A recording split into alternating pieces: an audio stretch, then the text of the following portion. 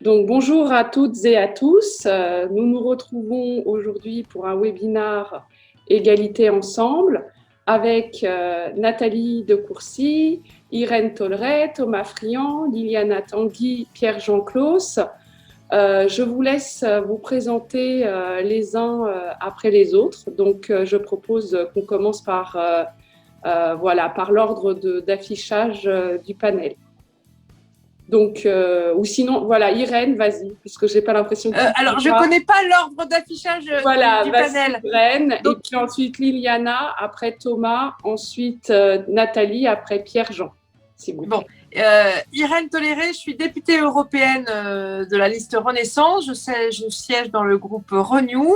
Je suis également membre de la commission Femmes et égalité de genre et je travaille sur l'égalité en politique dans les politiques européennes. Bonjour, je m'appelle Thomas Friand, je suis le fondateur et le directeur général de l'Institut Open Diplomacy. Je co-préside également le réseau mondial des parlementaires pour la paix, qui travaille sur les questions de multilatéralisme et de bon fonctionnement des organisations internationales. Et en ce moment, je travaille spécifiquement sur la diplomatie féministe dans la perspective du Forum Génération Égalité, le sommet d'ONU Femmes que la France va co-présider avec le Mexique à la fin du mois de juin. Oui, Liliana Tanguy. Vous m'entendez? Très bien. Bon, bonjour à toutes et à tous. Je suis députée du Finistère. Je fais partie du groupe parlementaire La République En Marche. Je suis vice-présidente de la Commission des Affaires européennes et membre de la Commission des Affaires étrangères à l'Assemblée. Et je suis également membre de l'Assemblée parlementaire du Conseil de l'Europe, où je siège à la commission égalité et lutte contre les discriminations. Et donc, je suis ravie de participer à ce webinaire qui est une première pour moi sur ce sujet-là. À l'Assemblée nationale, nous avons une délégation à l'égalité femmes-hommes dont je ne fais pas partie, mais j'ai des collègues qui travaillent sur ce sujet sur lesquels je me suis informée avant de pouvoir participer à cet échange. Bonsoir, Nathalie de Courcy. Je représente ce soir l'association Égalité Ensemble avec Juliette. Voilà, je suis membre du conseil d'administration d'Égalité Ensemble. Bonjour, normalement je clôt juste avant que Juliette se présente. Je m'appelle Pierre-Jean Claus, je suis le fondateur de Génération Maastricht et je suis aussi étudiant au King's College de Londres. Donc je suis le fondateur de Génération Maastricht qui est un think tank qui travaille sur l'inclusion des jeunes dans la création des politiques publiques au niveau européen. Merci. Donc, Juliette de Causan, présidente d'Égalité Ensemble. Donc, on va démarrer tout de suite ce webinaire. Donc, on va parler donc, de la conférence de l'avenir de l'Europe, où nous allons soumettre un certain nombre de propositions en faveur de l'égalité femmes-hommes. Alors, Pierre-Jean, pourriez-vous nous indiquer qu'est-ce que la conférence sur l'avenir de l'Europe? Très bien. Oui, alors la conférence sur l'avenir de l'Europe, c'est une initiative qui est en projet depuis à peu près 2 ans, qui se lance cette année, qui a plus ou moins commencé formellement par la signature le 10 mars 2021, une déclaration commune entre la majorité des institutions européennes qui précisait les contours de ce qui va au final être un véritable exercice de démocratie participative. En France, on a eu le grand débat, là c'est une initiative en ligne, notamment, qui va faire que les institutions, par exemple la Commission, le Conseil européen et le Parlement, en fait, vont avoir cette initiative commune qui va faire que, par des débats, des conférences, des événements, on peut déterminer collectivement l'avenir de l'Europe à travers tous les pays membres de l'Union. Et donc, vu que maintenant, les visioconférences, les travaux en ligne, en somme, avec la situation sanitaire, sont devenus monnaie courante, les institutions européennes espèrent désormais avoir une conférence qui soit plus participative que jamais et qui puisse faire que les citoyens, les collectifs citoyens également, les associations, les chercheurs et les professionnels, entre guillemets, que tout le monde puisse participer à créer un nouvel avenir, un nouvel élan pour l'Europe et notamment à la démocratie participative européenne. Merci beaucoup. Donc en fait, ce qu'il faut savoir, c'est qu'on participe à cette conférence sur l'avenir de l'Europe en entrant, donc nous, on a décidé en tant que think tank d'entrer un certain nombre de propositions. Alors Ursula von der Leyen a affirmé qu'elle serait disposée à passer un certain nombre d'actes législatifs, si nécessaire, à la suite de cette conférence, voire éventuellement à modifier les traités. Donc c'est pour ça que nous allons entamer une réflexion de fond sur le type de proposition qu'on pourrait demander pour améliorer l'égalité femmes-hommes. Alors il faut savoir que l'Union européenne a surtout démarré sur l'égalité femmes-hommes par le biais, je dirais, de l'égalité plus économique entre travailleurs, notamment, pour éviter la discrimination, en particulier au travail, même si c'est plus large. Là, on va s'attaquer à un premier morceau qui est vraiment la question des femmes en tant qu'être corporel, on va dire ça comme ça, notamment dans l'idée de lutter contre les violences sexuelles et sexistes. Alors, comme on le sait, il y a, à côté de l'Union européenne, enfin une autre institution qui s'appelle le Conseil de l'Europe, qui a développé une convention qui s'appelle la Convention d'Istanbul. Alors, je vais laisser Liliana Tanguy nous présenter cette convention. Et l'une de notre première piste de proposition, ce serait de faire adhérer l'Union européenne à la Convention d'Istanbul. Mais d'ores et déjà, Liliana, s'il vous plaît, pourriez-vous présenter qu'est-ce que cette convention faite donc par ce Conseil de l'Europe, qui n'est pas l'Union européenne. Liliana. Donc, la Convention d'Istanbul est une convention qui a été donc établie dans le cadre du Conseil de l'Europe et il a été établi donc en 2011 pour pouvoir mettre en place des normes juridiquement contraignantes et en instaurant des infractions pénales concernant les violences faites aux femmes.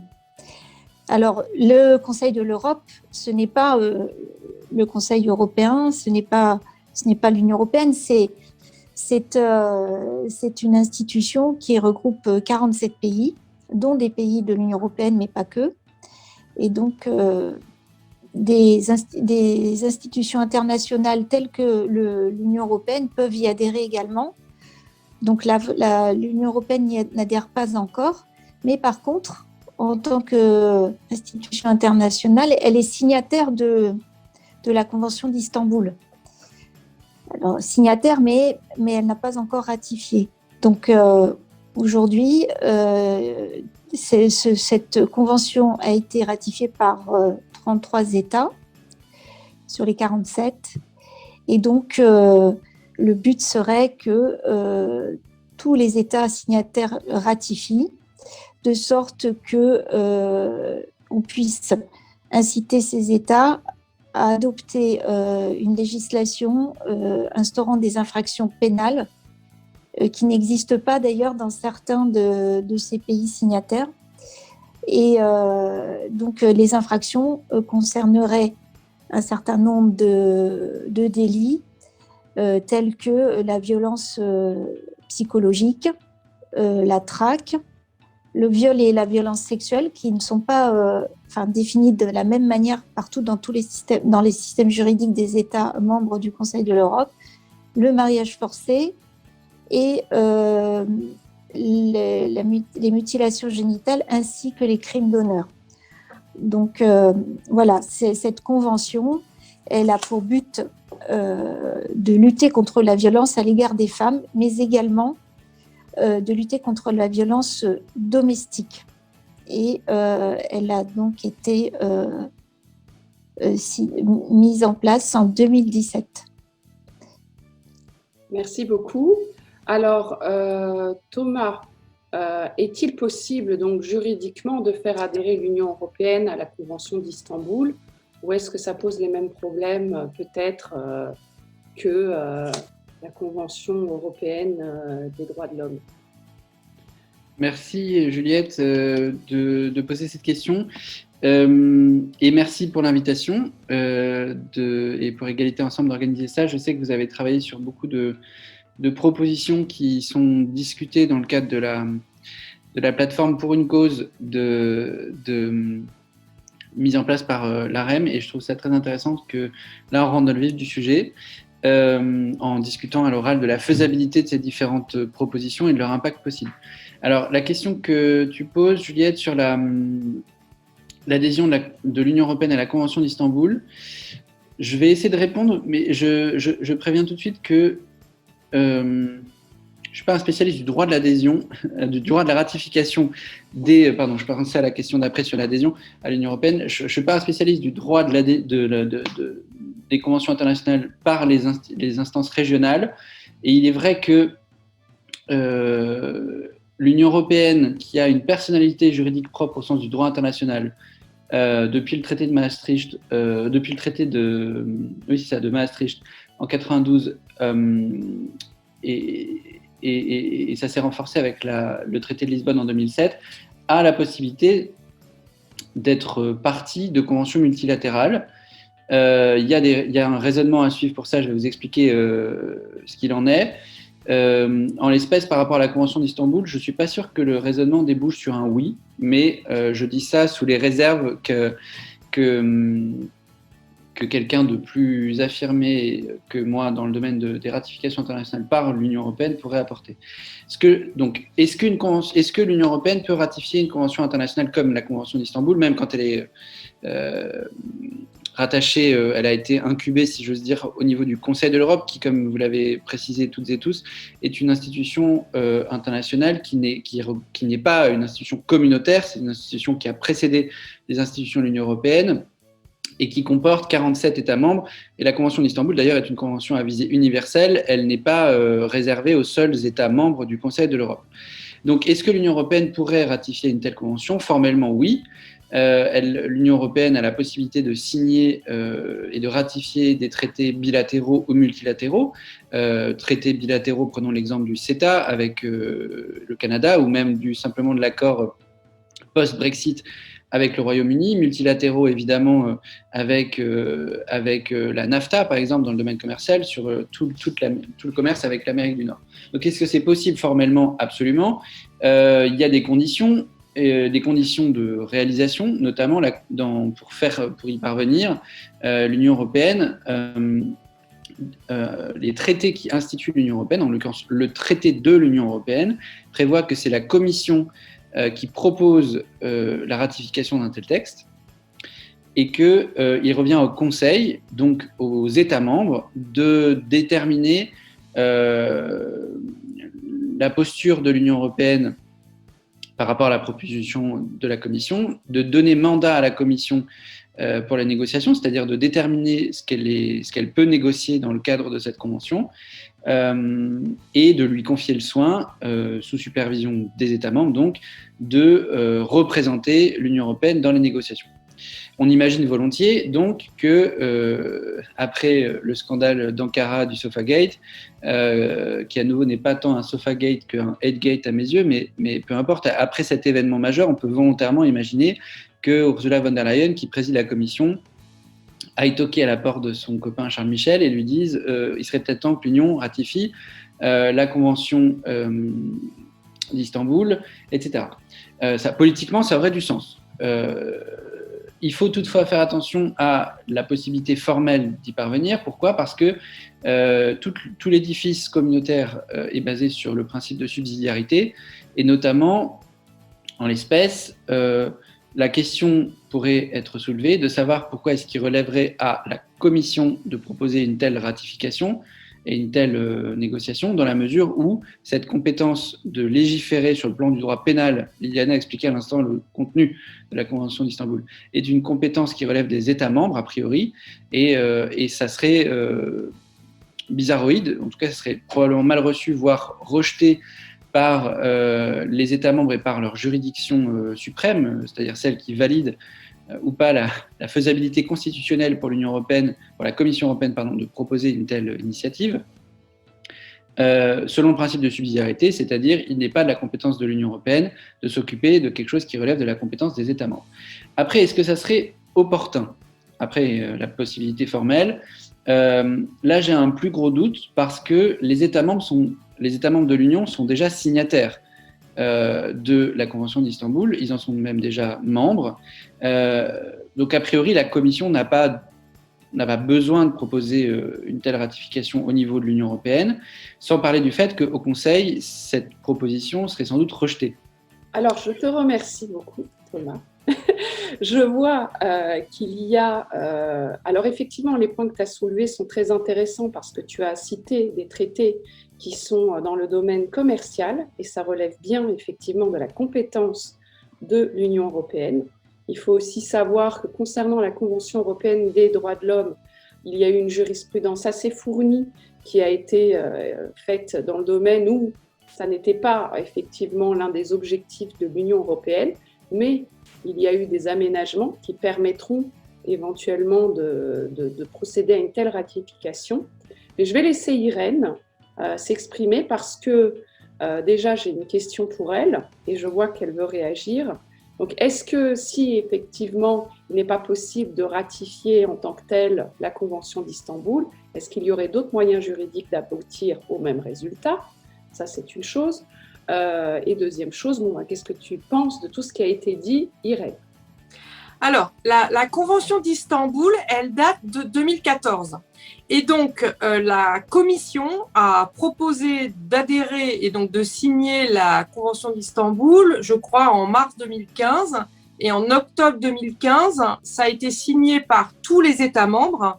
En revanche, au jour d'aujourd'hui, c'est ratifié, c'est-à-dire c'est transformé en texte législatif dans tous les États membres, seulement dans 21 pays. Donc, une charte internationale comme la Convention d'Istanbul, tu signes, c'est-à-dire tu t'engages à changer ta loi, tu ratifies, tu as changé ta loi. D'accord ? Et on a un organe de suivi extérieur de la Convention d'Istanbul qui s'appelle Grevio, qui permet de suivre en temps réel où on en est et de faire des échanges de bonnes pratiques. Et sur le site de Grevio, vous pouvez avoir accès, par exemple, aux modifications législatives qui ont permis à la France d'améliorer sa législation, notamment avec le Grenelle. Donc, au jour d'aujourd'hui, on a 21 États membres qui ont ratifié la Convention d'Istanbul en Europe. L'Autriche, la Belgique, la Croatie, Chypre, le Danemark, l'Estonie, la Finlande, la France, l'Allemagne, la Grèce, l'Irlande, l'Italie, Luxembourg, Malte, Pays-Bas, Pologne, Portugal, la Roumanie, la Slovénie, l'Espagne et la Suède. En revanche, on a un problème avec les usual suspects. On a la Pologne qui a dit « Moi, je veux sortir de la Convention ». C'est un sujet, en fait, dans les États de l'Est, ou les démocraties un peu illibérales comme la Hongrie, où le sujet de la Convention d'Istanbul est instrumentalisé pour dire que, en fait, ce truc-là, c'est les néolibéraux qui veulent que, comme on parle de genre, faire la promotion de l'homosexualité, comme on parle de droits sexuels et reproductifs, on veut faire la promotion d'avortement, et finalement, une petite baffe de temps en temps, ça fait pas de mal à personne. Donc, en fait, le truc est complètement instrumentalisé et l'association, des associations extrêmement religieuses, sans citer leur religion, ont pondu une convention alternative. C'est-à-dire qu'en Pologne, il dit « Je sors de la Convention d'Istanbul, mais par contre, j'adhère à la charte de la famille ». Et la charte de la famille, c'est pas mal, sauf sur les droits sexuels et reproductifs et la protection de l'identité de genre ou l'égalité de genre. Donc en fait, pour les violences, la charte, alors ça s'appelle liberté et famille ou tradition et famille. Donc en fait, ils ont les personnes qui influent sur le gouvernement polonais ont dit on sort de la Convention d'Istanbul et on met un plan B qui est tout ce qu'il y avait de bien au niveau des violences de la Convention d'Istanbul. Et puis par contre, on reste bien dans une société très traditionnelle tournée vers le passé, avec pas le droit à l'avortement, si possible les femmes à la maison qui allaitent. Donc c'est un vrai sujet. Donc du coup, on est bloqué sur la partie violence. Donc sur la partie violence, depuis que nous avons été élus au Parlement européen, on a dit, et je l'ai dit particulièrement puisque j'étais whip du groupe Renew sur la commission femmes, que à cela ne tienne, s'il y avait 6 États membres qui bloquaient la ratification, dans cela, qu'à cela ne tienne, on n'avait qu'à créer une directive contre les violences faites aux femmes. Et du coup, cette année, la commissaire a annoncé qu'elle allait mettre une directive contre les violences faites aux femmes. Donc, voilà où on en est sur la Convention d'Istanbul. Et par rapport aux violences, la réponse législative à l'absence de ratification de 6 États membres, c'est, du point de vue législatif, effectivement, de mettre en place une directive. Une directive, ça veut dire que chaque État membre doit faire quelque chose. Bon. Et puis, l'autre chose, pour sortir plus facilement et par le haut, c'est la création du Conseil à l'égalité. C'est-à-dire que les États membres qui n'ont pas ratifié la Convention d'Istanbul ont, par exemple, la crainte que faire de l'éducation sexuelle à l'école, ça soit la promotion de l'homosexualité ou la promotion de l'avortement. Or, il y a 21 États membres qui ont ratifié et qui donc peuvent leur dire « mais regarde, moi, voilà comment je fais l'éducation sexuelle à l'école et tu peux remarquer que ça se va très très bien. On n'a pas l'avortement qui a augmenté dans notre pays et donc d'avoir des solutions législatives clés en main qui marchent dans tous les pays ou dans certains pays. » Merci beaucoup. Alors, je vois qu'il y a 2 mains levées, mais il faut vraiment, ça doit être un mot en 30 secondes. Hein, et sachez que je coupe. Voilà. Donc, on va commencer par Liliana et puis ce sera ensuite Pierre-Jean. Oui, merci. C'était juste pour compléter ce que disait Irène. Effectivement, 21 États membres, mais 33 États à l'échelle du Conseil de l'Europe.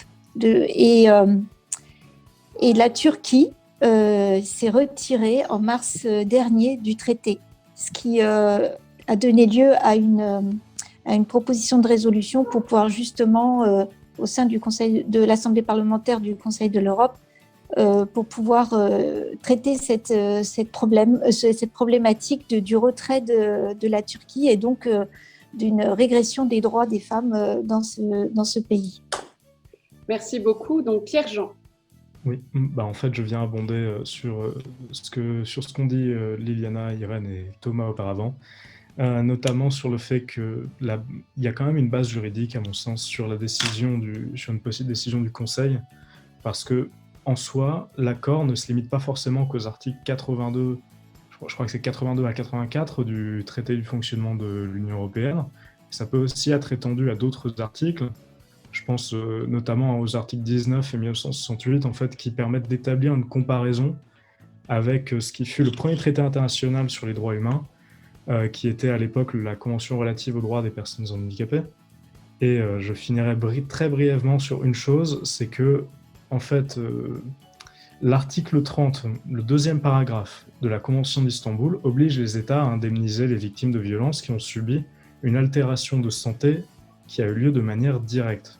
Et donc ça a été utilisé par certains collectifs, notamment collectifs citoyens associatifs, pour plaider pour une ratification par l'Union européenne, notamment parce que effet direct.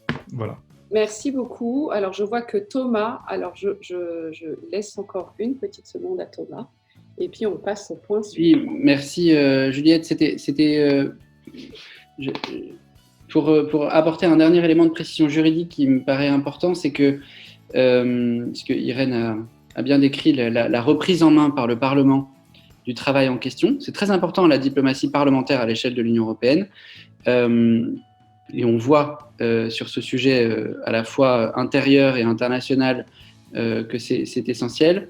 En l'espèce, je n'avais pas tout à fait terminé, j'en arrivais à ce point-là, qui est effectivement qu'on voit que le procédé de ratification par l'Union européenne a buté à la dernière étape sur un élément à la fois institutionnel et politique. Au Conseil, c'était là où j'en étais arrivé, c'est que le Conseil avait donné son accord pour une signature et pour une ratification de la Convention sur une base juridique qui était discutable. C'est ce que Pierre-Jean vient de réexposer, donc je ne développe pas là-dessus, mais sur fond de division au sein du Conseil, de division politique. Pologne, Hongrie, Irène en a parlé, et c'est pour ça que le Parlement européen a pris la main, si j'ose dire, politiquement, pour pouvoir faire avancer le sujet. Et c'est pour ça aussi que je disais, c'était mon dernier point, je m'arrête là tout de suite après, qu'il ne faut pas nécessairement regarder la ratification par l'Union européenne comme l'alpha et l'oméga du sujet, parce qu'on voit bien que de toute façon au Conseil il faut l'unanimité et que ça bloque, sans parler du fait que tous les autres États membres qui sont concernés, eux, ont ratifié la Convention. C'est-à-dire qu'à l'échelle de l'Union, c'est bloqué, mais tous les autres États membres, eux-mêmes, en dehors des 2 réfractaires, là, a priori, sont déjà partie de la Convention. Donc c'est un peu une question à l'envers, qui montre le vide au lieu de montrer le plein, et un vide qui ne pourra pas être comblé, puisque politiquement, il est bloqué, et il empêche de regarder ce qui a été accompli. C'est bien que le Parlement européen continue de mettre la pression, comme Irène l'a décrit. Il y a d'autres possibilités, il y a déjà des évocations qui ont été faites sur la formation conseil-égalité, je suis sûr qu'on va développer, mais en l'espèce, le sujet n'est pas tant la ratification de la Convention que sa mise en œuvre par les États membres qui, eux, peuvent la signer déjà elles-mêmes.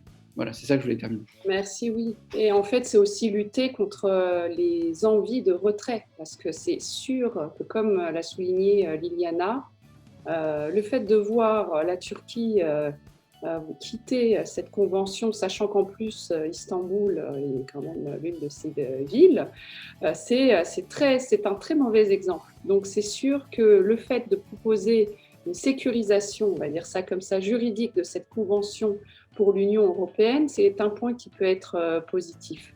Alors on va passer à la proposition suivante qu'on défend beaucoup avec Égalité Ensemble. Alors Irène, excuse-moi, je voudrais revenir sur quelque chose de très important en fait. C'est que compte tenu des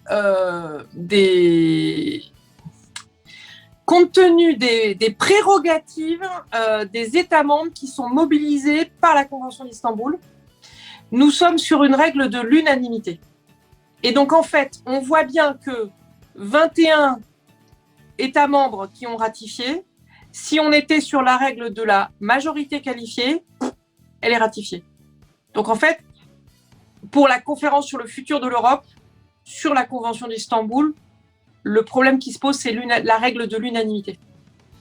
Oui, alors ça veut peut-être dire qu'il va falloir qu'on réfléchisse à des modifications par rapport à ces droits humains. Comment juridiquement? Alors moi, ce que je vous propose, c'est que là, on fait une réflexion un peu globale, on réfléchit, mais on va ensuite entrer les propositions. Donc, il y a moyen, je veux dire que, par exemple, toutes les personnes qui sont là et qui nous écoutent, s'ils ont des idées sur comment on pourrait faire, qu'est-ce qu'on pourrait demander exactement, parce qu'on n'est pas limité dans le nombre de propositions. Voilà comment faire, effectivement, pour sécuriser cette convention d'Istanbul, pour faire en sorte de contourner cette règle de l'unanimité, voire pour modifier peut-être les traités, pour qu'enfin les droits humains soit une compétence de l'Union européenne. En tous les cas, voilà, ça serait quand même une garantie par rapport aux États qui peuvent parfois faire tourner court toutes les avancées en matière d'égalité. Donc on va passer quand même au point suivant, et c'est toujours un droit qui est attaché au corps des femmes, donc au droit reproductif. Ce serait de faire du droit à l'IVG l'un des critères d'adhésion à l'Union européenne. Alors, ce qu'il faut savoir, c'est que certains États, lorsqu'ils ont adhéré à l'Union européenne, ont carrément obtenu des protocoles pour être sûrs de ne pas avoir à autoriser l'IVG. On pense en particulier à l'Irlande, même si maintenant la situation a changé. Donc nous, notre point, ce serait d'obtenir que le droit d'accès à l'IVG puisse être une condition d'entrée à l'Union européenne. Il faudrait ensuite réfléchir effectivement à comment on pourrait éventuellement sécuriser ce droit au sein aussi des États qui sont déjà membres de l'Union. Alors, Nathalie, d'après toi, en quoi cette idée de sanctuariser, on va dire ça comme ça, le droit d'accès à l'IVG, le droit à l'IVG, serait une avancée pour les femmes?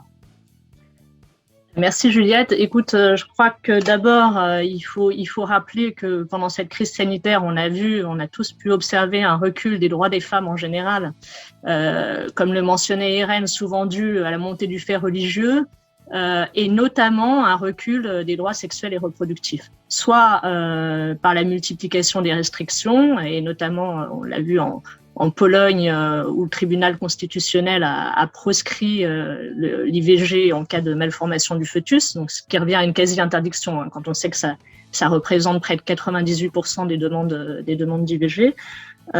Donc, il y a ce problème des restrictions, et puis il y a dans d'autres pays où on pourrait croire que les restrictions n'existent pas, mais en fait, un certain nombre de praticiens, de plus en plus, invoquent la clause de conscience pour ne pas avoir à pratiquer l'IVG, pour ne pas avoir à prescrire la pilule du lendemain.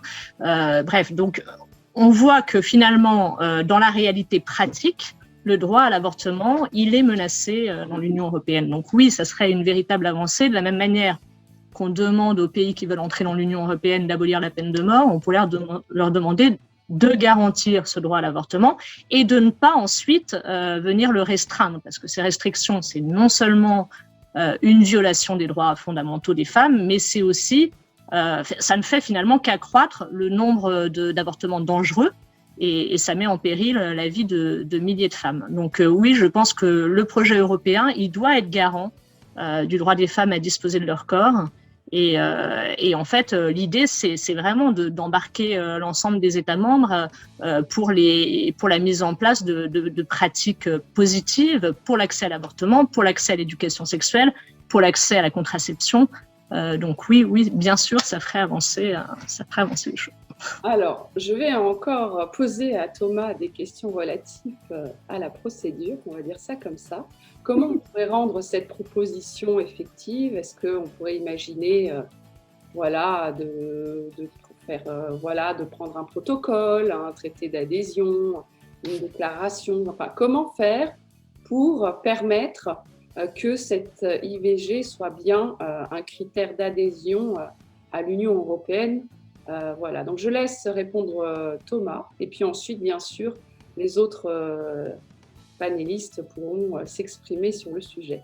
Merci Juliette. Je pense que la question est très importante parce que, comme le soulignait à l'instant Nathalie, dans la crise Covid, c'est plus large que la crise Covid, mais on voit une difficulté d'exploiter, d'utiliser ce droit, alors dans les États où il existe et où il est effectif, par la montée en puissance de certains courants qui utilisent le droit de retrait, si j'ose dire, des professionnels de santé pour des causes de conscience, d'une part, mais aussi parce qu'avec les confinements, par exemple, on a vu que le délai de recours à l'IVG pouvait être dépassé parce que le confinement ou la gestion de crise pandémique faisait qu'on n'avait pas le temps de passer chez le médecin dans la bonne période autorisée légalement, et il s'était posé un sujet d'accès au droit à l'IVG dans cette période très chamboulée. Donc c'est une question qui est extrêmement épineuse. Moi-même, n'étant pas une femme, je ne peux pas imaginer ce que ça fait dans son corps de se faire face à ce type de situation, mais sur le plan moral, si j'ose dire, je peux me poser la question, et très clairement, il faut affirmer la possibilité d'avoir recours à ce droit et de garantir que l'Union européenne en soit effectivement une institution qui le protège. Alors, est-ce que par le critère d'adhésion, on peut faire ça? Je trouve que c'est une question qui va toucher aux fondamentaux de l'Union européenne, puisque le processus d'adhésion à l'Union européenne c'est ce qu'il y a de plus, si j'ose dire, de plus important, parce que quand il y a une adhésion, on élargit le club. Donc, on change l'identité de l'Union européenne au sens le plus pur du terme, son identité géographique et son identité politique. Donc là, on va chercher dans les fondamentaux. Je ne suis pas sûr que la question du droit d'adhésion soit la façon la plus intelligente de promouvoir le droit de l'IVG.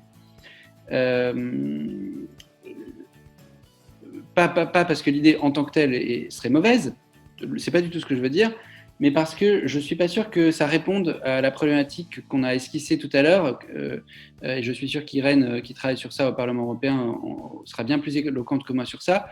La Pologne et la Hongrie, par exemple, qui remettent en cause le droit à l'IVG, elles sont déjà dans l'Union européenne et elles sont contre-foot de savoir si c'est dans le droit de l'adhésion ou pas. Néanmoins, je vais m'efforcer de répondre à la question telle qu'elle a été formulée et de répondre à la procédure d'adhésion. Donc, la procédure d'adhésion, elle est basée sur deux éléments juridiques majeurs. Le traité de l'Union européenne, vous savez qu'on dit souvent les traités européens, en fait, il y en a deux. Il y a le traité de l'Union européenne, d'autre part, le TUE, et d'autre part, le TFUE, traité de fonctionnement de l'Union européenne. Donc là, ce qui nous intéresse, c'est le traité de l'Union européenne dont à l'article 2, on définit les valeurs fondamentales de l'Union européenne qui composent son identité politique. Et c'est ça qui rendait la question précédente intéressante, puisque dans les valeurs fondamentales de l'Union européenne, il y a précisément la défense des droits humains. Moi, je préfère dire droits humains que droits de l'homme. C'est mon côté sans doute un peu plus universaliste. Et droits humains, on peut évidemment y mettre les droits des femmes, les droits civiques, les droits économiques, etc. Donc, il est tout à fait pertinent d'imaginer que dans le corpus du TUE, on mette un champ droit des femmes spécifique, dont le droit à disposer de son corps, qui puisse entrer dans l'article 2 et ses ramifications, etc.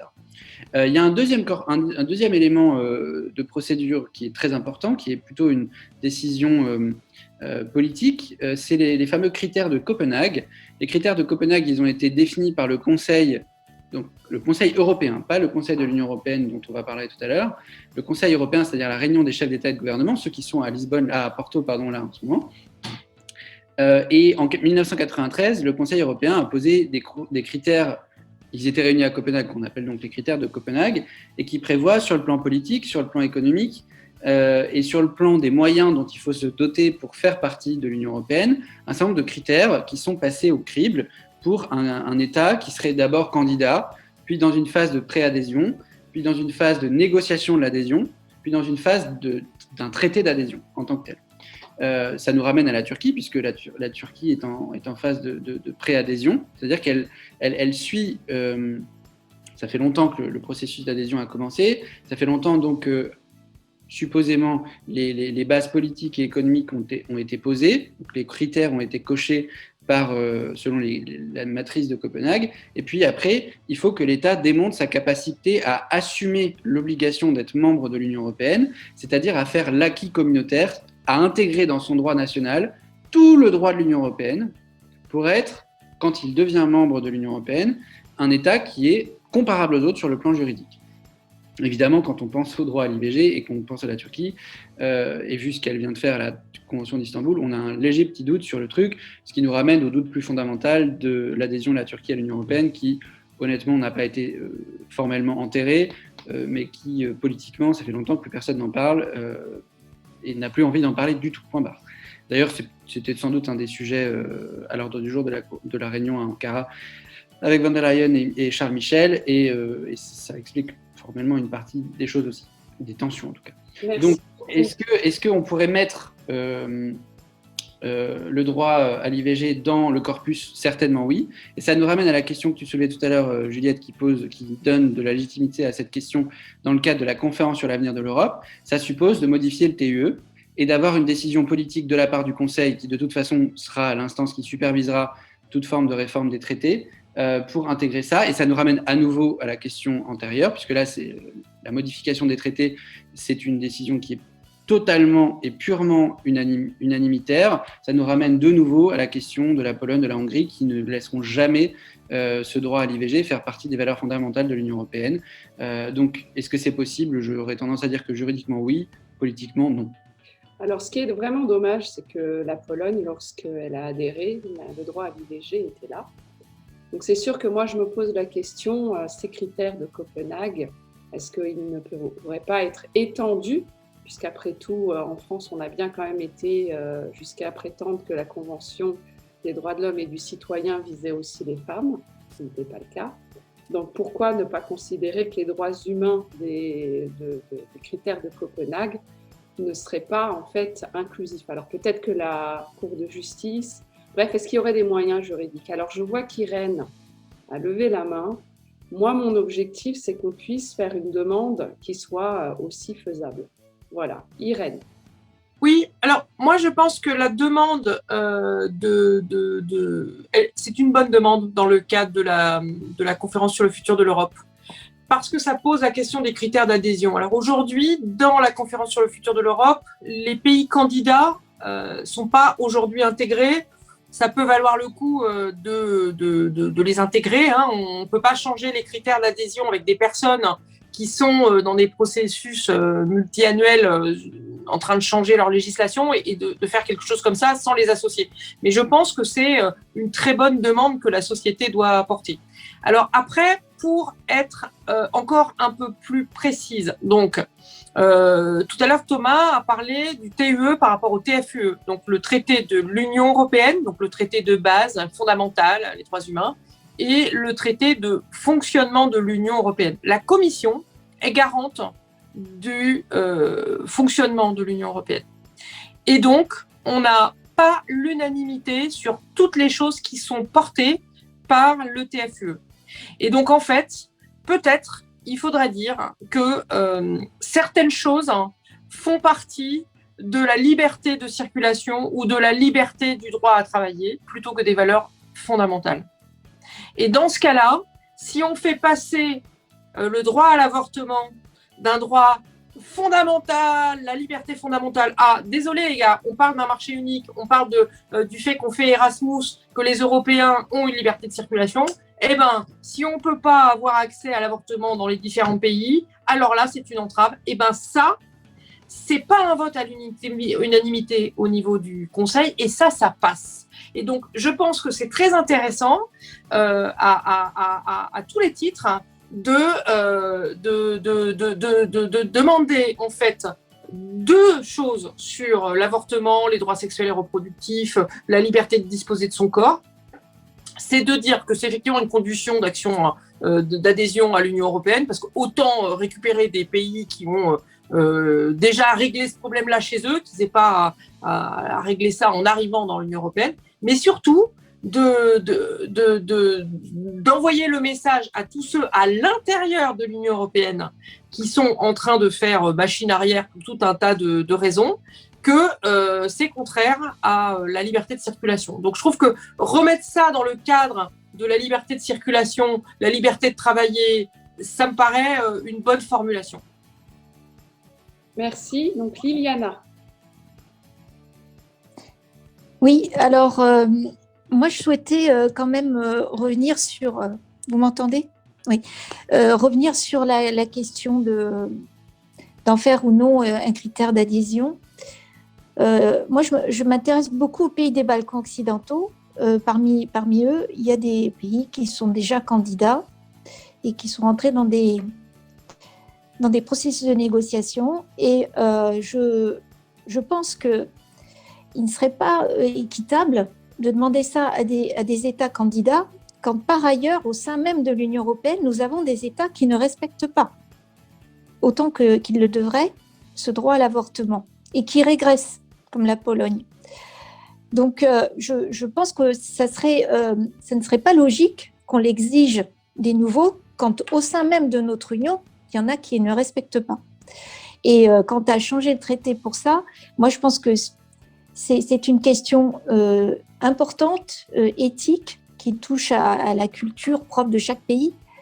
Et donc, je pense que les valeurs fondamentales, elles se positionnent au niveau des droits humains, les valeurs fondamentales de l'Union européenne, mais je pense que ça serait peut-être trop contraignant pour faire en sorte que de nouveaux adhérents puissent prétendre à entrer dans l'Union européenne quand d'autres qui sont déjà là et depuis longtemps n'ont pas honoré ces valeurs, donc n'ont pas respecté ces valeurs. Et par ailleurs, je pense que tout à l'heure, Juliette, vous disiez qu'il faudrait voir qu'est-ce qui serait possible de proposer, mais qui soit réalisable. Et moi, je voudrais revenir sur une initiative qui a été portée par Gisèle Halimi, qui s'appelle l'initiative de la législation la plus avancée au sein de l'Union. Et donc, c'est son association en 2008 qui avait fait cette proposition, qui est de dire qu'on fait bénéficier à chaque Européenne de la législation la plus avancée au sein de l'Union. Par exemple, une femme polonaise aurait droit à l'avortement tel qu'il est prévu dans le pays qui est le plus favorable. Et donc, moi, je pense que ça rejoint ce que disait Irène, la liberté de circulation. C'est ce qu'il faudrait, c'est autoriser les femmes partout en Europe, les européennes, à bénéficier des dispositions les plus favorables pour pouvoir bénéficier de ce droit de choisir de donner ou non la vie. Et d'ailleurs, là-dessus, je voudrais rajouter qu'en 2018, à l'Assemblée nationale, un rapport d'information sur la place des droits des femmes dans la diplomatie française a été élaboré par deux députés, Mireille Clapeau et Laurence Dumont. Et parmi les 5 domaines pour lesquels elle pensait que nous devrions avoir une base commune d'action, il y avait effectivement l'interruption volontaire de grossesse, mais aussi l'éducation sexuelle et la contraception. Parce que moi, je pense qu'il est de toute façon essentiel qu'avant toute chose, on puisse agir sur l'éducation. Et ça, on le constate ailleurs qu'en Europe, on le constate en Afrique, en Asie, etc. Ce qu'il faut avant tout, c'est éduquer les jeunes au respect de la femme. Et il y a des initiatives en Afrique qui sont très positives, qui vont tout à fait dans ce sens, et on devrait peut-être s'en inspirer. D'accord, merci. Alors, bon, moi, j'entends tout ce que vous dites. Je tiens quand même à dire mon opinion personnelle. Les pays, c'est bien beau. On prend un concept, la Pologne, je ne sais pas, la Moldavie, la Bulgarie. On prend un concept, la France, mais on oublie que c'est pas la question d'être juste uniquement vis-à-vis des pays. Moi, ce qui m'intéresse, c'est qu'on soit juste vis-à-vis des femmes qui vivent dans ces pays. Donc personnellement, désolée, je n'en ai rien à cirer, pardon, d'être injuste par rapport à la Moldavie, la Pologne ou d'autres pays. Voilà. Moi, je tiens à ce qu'on soit juste vis-à-vis des femmes qui ont des droits inaliénables et sacrés, on va dire ça comme ça. Et il serait temps qu'on repense effectivement les droits humains un peu plus aussi par le biais, entre guillemets, des 50% de l'humanité aussi, parce que l'humanité est duale. Donc, on a pensé les droits, on va dire, humains comme des droits de l'homme. J'aimerais beaucoup qu'on pense aux droits humains aussi en tant que femme. Et je comprends l'histoire des droits économiques et tout ça. Mais moi, personnellement, le concept de le pays injuste entre deux pays, pour moi, il faut être juste entre des humains. Voilà. Oui, mais on est entièrement d'accord, Juliette. Voilà. Mais ce que je veux dire, c'est que...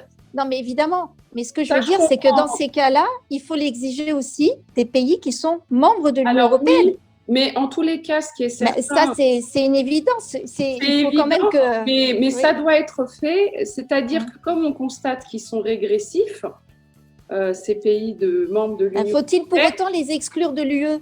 Parce que si vous ne voulez pas les inclure... On ne va pas pouvoir les exclure de l'UE. Voilà. Mais dans tous les cas, il est absolument hors de question qu'il y ait un effet régressif, y compris quand la Pologne est entrée, elle avait ce droit d'accès. Alors, l'Irlande avait négocié des clauses spécifiques. Il y a eu des opt-out, on va dire ça comme ça, parce que c'était l'un des rares pays à ne pas autoriser l'IVG. Donc, moi, je crois franchement que dans les faits, il faut arrêter de penser au niveau des États, il faut penser au niveau des humains. Et maintenant, l'objectif, c'est l'égalité réelle. C'est d'aboutir à ce qu'il y ait des propositions qui fassent qu'on améliore la situation des personnes, y compris peut-être de façon injuste entre États, mais déjà si on peut, entre guillemets, assurer des droits humains plus importants dans les pays candidats, voilà, et sécuriser les femmes pour l'avenir, ce serait déjà bien. Alors je vois qu'Irène veut s'exprimer, mais on va après juste, vraiment dans une seconde, passer sur la proposition suivante. Sinon, à 20h, on n'aura pas terminé. Voilà. Non, je vais très vite, mais là, sur ce coup-là, je ne peux pas me taire, quoi. En fait, donc d'abord, ce qu'a dit Liliane, c'est génial, c'est le pacte Simone Veil, et idéalement, il sera signé le 8 mars 2022, pendant la présidence française de l'UE, c'est là-dessus qu'on travaille.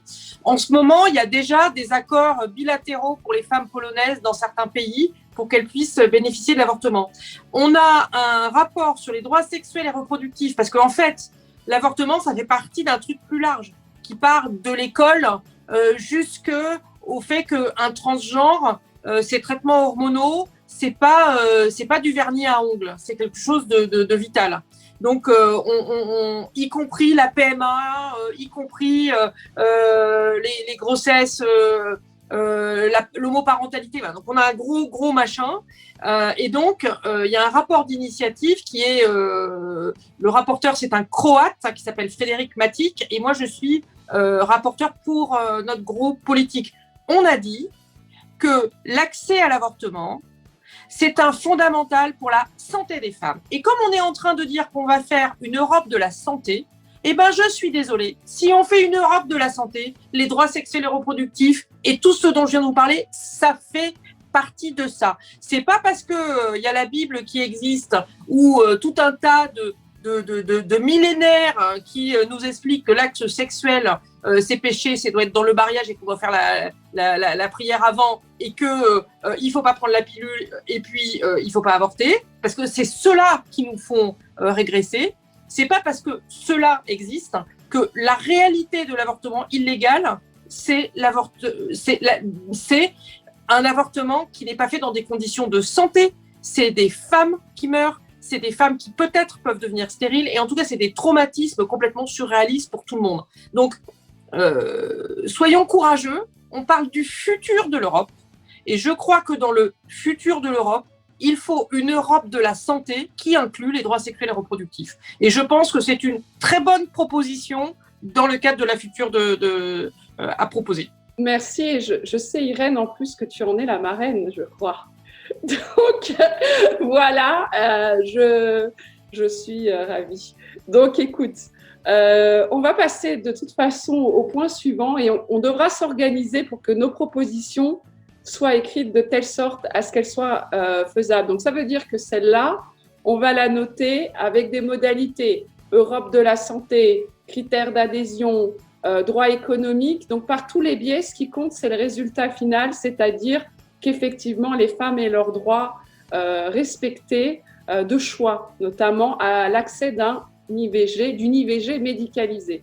Voilà, parce que comme on l'avait dit la dernière fois, de toute façon, les femmes avorteront comme elles ont toujours avorté. Voilà, ce qui n'est pas une obligation non plus. Alors, du coup, ce n'est pas une obligation, c'est tout simplement d'avoir accès à la version médicalisée plutôt que la version barbare avec une tringle à rideau dans une cave. Voilà. Bon, on va passer. Juliette, c'est exactement comme ça qu'on a obtenu la bascule sur le fait que le droit à l'avortement, c'était un droit pour les Européennes. Parce que les ultra fondamentalistes de tout pôle, elle disait oui, mais vous faites la promotion de l'avortement. Et moi, je lui dis non, on ne fait pas la promotion de l'avortement. Si une femme ne veut pas avorter, elle a la liberté de le faire. Par contre, une femme qui veut avorter, si c'est illégal, elle n'a pas la liberté de le faire. Donc, en fait, c'est vraiment un sujet d'un côté de liberté, mais alors aussi, donc, comme on a le problème du TUE et du TFE, c'est aussi un problème d'accès au marché du travail, de carrière professionnelle, de liberté de circulation. Et on ne va pas se gêner pour dire que dans l'Europe de la santé, comme elle est liée aux travailleurs, les droits sexuels et reproductifs, ils doivent être dedans. Exactement, et je compte sur toi, Irène, pour faire tout ce qu'il faut là-dedans. Et on va passer justement... Juliette, j'aimerais juste dire une chose, c'est qu'effectivement, l'avortement est un droit, et je suis d'accord qu'il faut que les droits sexuels et reproductifs soient assurés. Mais moi, je voudrais quand même insister sur le fait que l'avortement, c'est quand même un acte qui n'est pas anodin et qui est, très traumatisant. Et que, avant toute chose, je pense qu'il faut faire vraiment mettre l'accent sur l'éducation, sur la contraception, parce que je pense que c'est de cette manière-là qu'on fera aussi avancer la cause féminine. Alors, j'avais une proposition à faire là-dessus. C'est droits sexuels et reproductifs.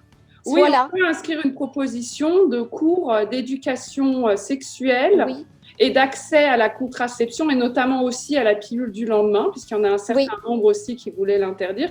On peut faire une proposition en ce sens et l'ajouter à nos séries de propositions. C'était la première proposition que je souhaitais vous soumettre. Voilà. Mais peut-être qu'on allait y venir, mais je souhaiterais effectivement qu'on puisse faire de l'éducation un enjeu vraiment commun au niveau européen. Parce que il me semble que c'est quand même important. J'y peux rien, mais en fait, c'est un rapport qu'on a déjà, celui-là, pour le coup. Mais c'est pas grave, hein, on a déjà la politique de promotion sur les droits sexuels et reproductifs au niveau européen, on a déjà des budgets dessus et on a déjà la possibilité de le faire. C'est pas illégal. D'ailleurs, c'est lié, je crois, à la Convention d'Istanbul, l'éducation sexuelle à l'école, en fait, sur la théorie du genre, c'est ce qui bloque. Mais ce que je veux dire, c'est que les droits sexuels et reproductifs, c'est-à-dire, par contre, l'avortement, la pilule, mais également les traitements hormonaux, machin truc et bidule, ça, pour le coup, si tu es d'accord, ça pourrait être notre proposition. Oui, c'est-à-dire pas que l'avortement, mais tous les droits sexuels et reproductifs. Ouais, moi, ce que je voudrais... Vous écrivez. Voilà ce à quoi je vous engage, c'est que toutes les personnes qui nous écoutent et puis les personnes qui participent, de toute façon, ce que j'ai fait, c'est qu'on a fait une petite architecture de propositions, de famille, on va dire, de propositions. Bien sûr, vous pouvez rédiger, et j'invite les personnes qui nous écoutent, y compris les conférenciers, conférencières, à noter textuellement la proposition. Ce qui va se passer, c'est qu'Égalité Ensemble, avec Génération Maastricht et tout le microcosme qui est représenté ici, on va les inscrire dans cette conférence sur l'avenir de l'Union européenne. Et comme je l'ai dit, nous ne sommes pas limités par rapport à ça. Et bien sûr, le problème doit être pris par tous les bouts, à la racine et au point de chute, on va dire ça comme ça. Mais on va passer maintenant à, on va dire, un autre groupe de propositions qui est donc favoriser une politique transversale européenne de l'égalité. Alors, il y a l'idée, et ça c'est une cause que j'ai introduite justement dans Pour une cause, comme le soulignait Thomas Friand, qui est de faire de l'égalité femmes-hommes la grande cause de la présidence française à l'Union européenne. Et je remercie Irène Tollerel, puisque c'est elle qui a soumis cette idée, et bien sûr, je l'ai faite mienne, et j'aimerais qu'elle la soutienne profondément. Donc, en quoi cette proposition serait-elle intéressante pour l'égalité femmes-hommes ? Donc, je vais commencer par Irène, et puis ensuite, ce sera Liliana. Tu peux répéter la question, parce que du coup, j'étais tellement en train de t'écouter que j'ai perdu le début. En quoi faire de l'égalité femmes-hommes la grande cause de la présidence française à l'Union européenne serait-elle intéressante pour l'égalité femmes-hommes ? Alors, c'est un sujet qui a vraiment besoin de visibilité de manière conjoncturelle et structurelle. De manière conjoncturelle, parce que la crise de la Covid est particulièrement lourde sur la vie des femmes. Non pas en tant que pandémie, mais en tant que victime économique. Donc, on a une casse sociale particulièrement brutale sur les femmes, parce qu'elles étaient particulièrement employées dans les métiers les plus précaires. Et voilà. Donc, c'est un vrai sujet. En fait, elles ont été les premières à perdre leur emploi et elles ne sont pas forcément dominantes dans les filières qui recrutent. Donc, on a vraiment un vrai sujet dans les 5 prochaines années de casse sociale plutôt féminine. On dit que la crise Covid vient de faire reculer l'égalité de plus de 36 ans. Voilà, donc on a vraiment besoin, de manière conjoncturelle, de remettre ce sujet sur la table en disant attention, une société ne pourra pas fonctionner si elle n'est pas juste, et elle n'est pas juste si 52% de cette société est traitée par-dessus la jambe. De manière structurelle, on a tout un tas de politiques où on a des améliorations à avoir. Donc, les politiques d'accès à l'emploi, d'écart de rémunération. Donc là, il y a un texte qui va arriver. Mais une fois qu'on aura posé les écarts de rémunération, il va falloir qu'on se pose des questions sur les écarts de retraite. Et donc, les écarts de retraite, c'est-à-dire comment est-ce qu'on compte dans les PIB des pays et dans les parcours de retraite les activités non rémunérées des femmes. Est-ce qu'on les compte? Est-ce qu'on les compte pas? Est-ce qu'on continue comme ça? Voilà.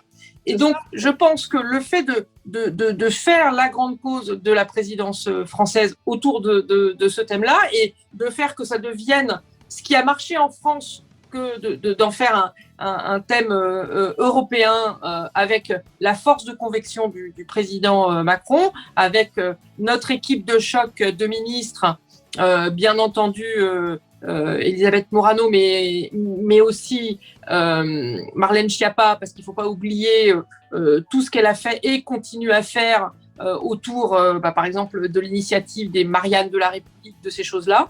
Et donc, je pense que on a vraiment besoin d'avoir un grand coup de zoom pour faire avancer le sujet. Merci beaucoup. Alors, c'est au tour de Liliana et ensuite, on laissera Thomas s'exprimer. Donc, Liliana.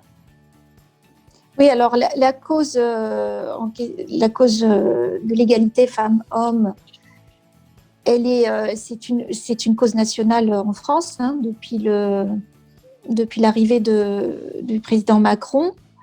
Et à l'Assemblée nationale, on y travaille aussi. Comme je vous disais, il existe une délégation ad hoc et donc la présidente Marie-Pierre Rixain a fait une proposition de loi qui a été déposée très récemment, en mars dernier, pour accélérer l'égalité économique et professionnelle.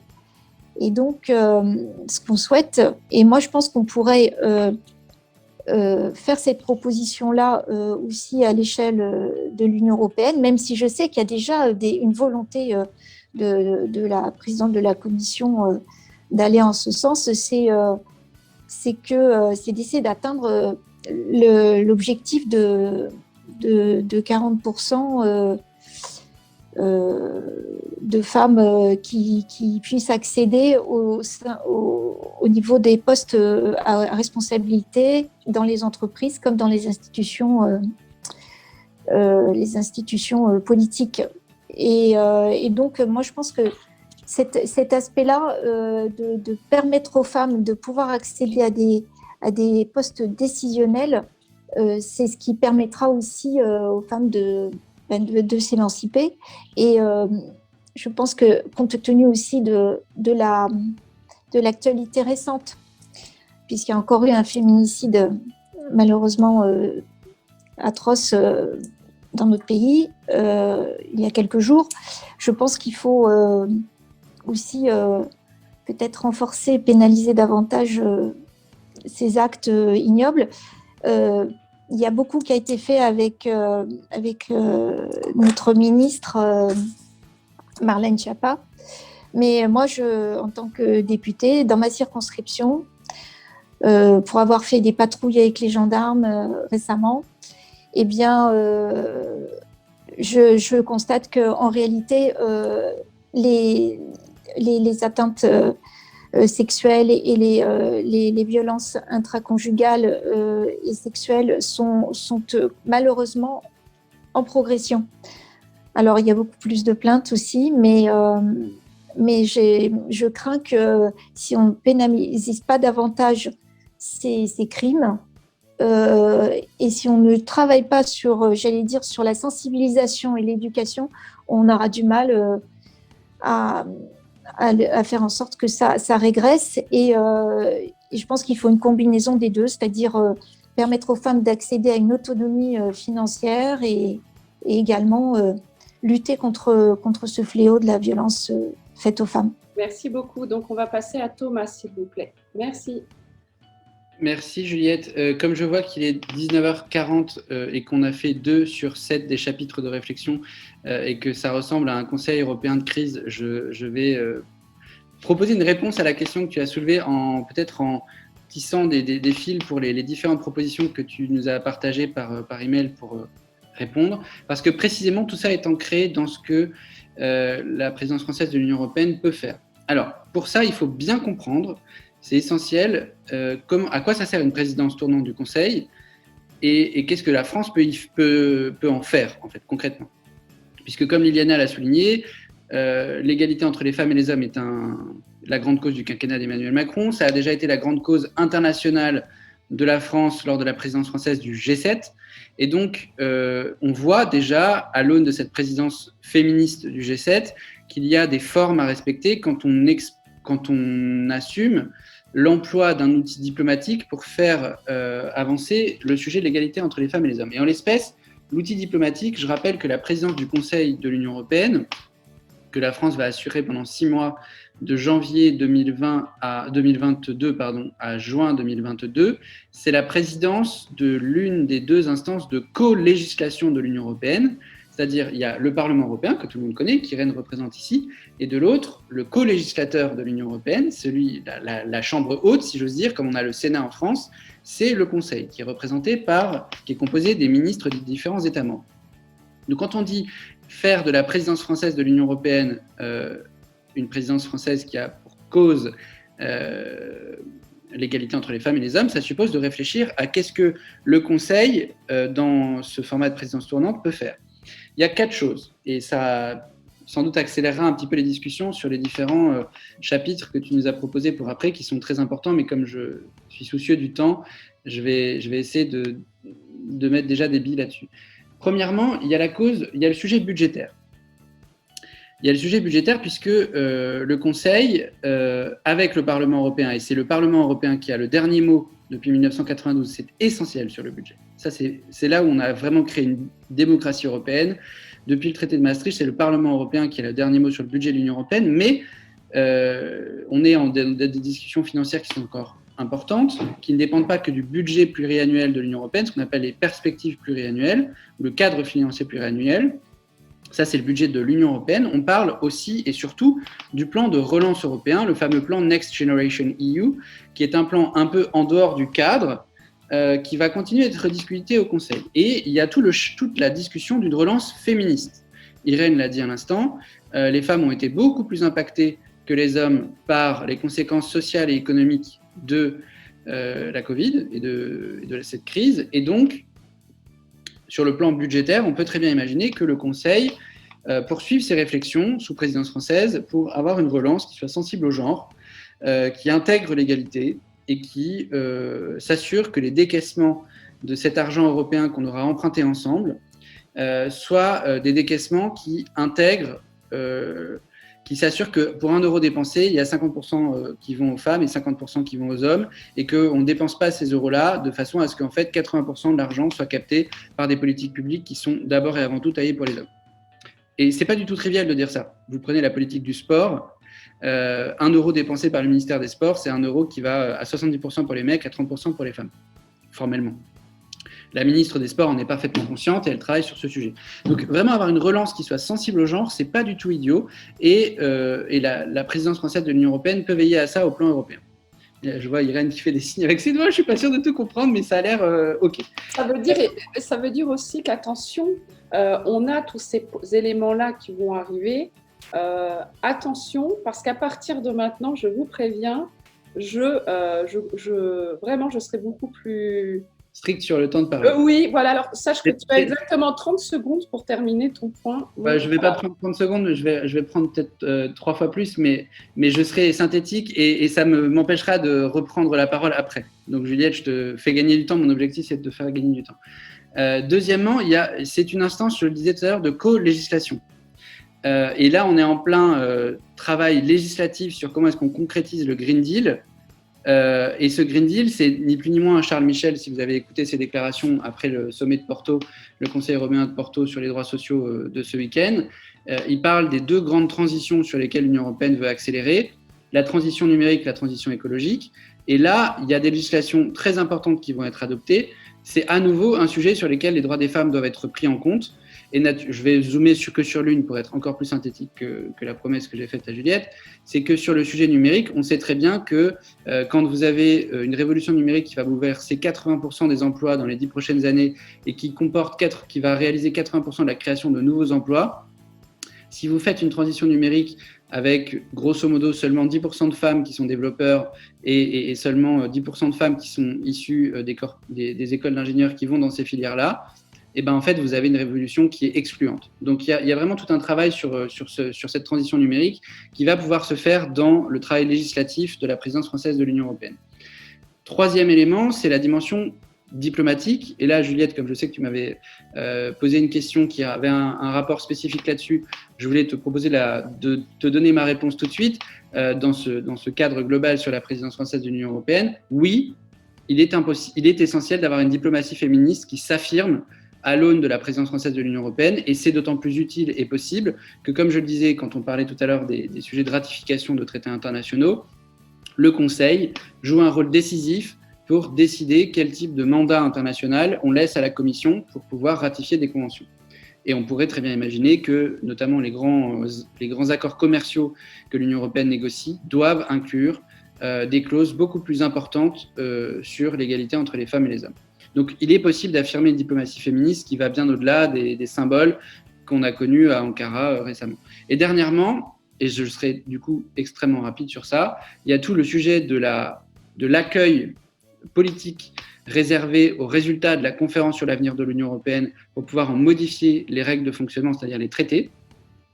Et là, c'est là où la France peut mettre tout son poids politique dans la balance pour que, à l'issue de ce travail sur l'avenir de l'Europe, qui sera concomitant de la présidence française, il puisse y avoir une importance majeure qui soit dédiée à développer cette sensibilité à l'égalité entre les femmes et les hommes, qui, comme on l'a vu tout à l'heure, sera extrêmement difficile à développer puisque ça sera des travaux à l'unanimité. La réforme des traités, c'est des travaux à l'unanimité, c'est des travaux de consensus, et que là, la présidence française peut jouer un rôle d'accélérateur. Donc voilà, j'ai 4 axes: le budget, la législation, les relations extérieures et l'avenir institutionnel. C'est vraiment les 4 éléments sur lesquels la présidence peut jouer et qui donnent du sens à ce travail. Il faut juste, et je termine là-dessus, puisque c'était un peu l'écueil qu'on a observé pendant la présidence française du G7, il faut éviter de projeter à l'international l'idée que ça peut être assez spontané la grande cause féministe, alors qu'en fait c'est tout sauf trivial à l'échelle internationale, et que si on y va, il faut y aller avec des arguments très solides, très préparés, et surtout savoir qu'il va y avoir des rivalités géopolitiques autour de ça, y compris au sein de l'Union européenne. Et donc c'est pas un slogan en fait, faire de l'égalité femmes-hommes la grande cause de la présidence française de l'Union européenne, c'est tout sauf un slogan. Et pour ça, il faut une mobilisation de tous les ministres du Conseil du gouvernement français, puisque le Conseil de l'Union européenne, c'est l'instance de travail des ministres. Et ça, là, j'ai pas de doute sur le fait que tous les ministres français seront à pied d'œuvre pour y parvenir, en particulier Clément Beaune, qui est extrêmement sensible à ces sujets-là et qui va un peu porter la coordination française. Mais les ministres en face, ils vont avoir du répondant, et ça suppose d'avoir, sur ces 4 chapitres, très finement travaillé. On n'est pas encore totalement au point en France pour être au top niveau sur ces sujets-là, notamment sur le volet de la relance féministe, pour lequel c'est pas comme ça qu'on a travaillé le plan de relance. D'accord, merci beaucoup Thomas. Alors, on va passer au deuxième point de cette égalité, favoriser une politique transversale européenne de l'égalité. C'est donc créer un conseil à l'égalité. Alors, je vais passer directement à Irène Toleret parce que je dois gagner du temps. Donc, Irène, le Conseil européen à l'égalité. Est-ce que tu es là, Irène ? Non. Du coup, Juliette, est-ce que tu vas me dire quelles sont pour le moment les formations du Conseil. Désolée. Voilà. Non, je t'en prie, je vais servir de joker à Irène le temps qu'elle revienne.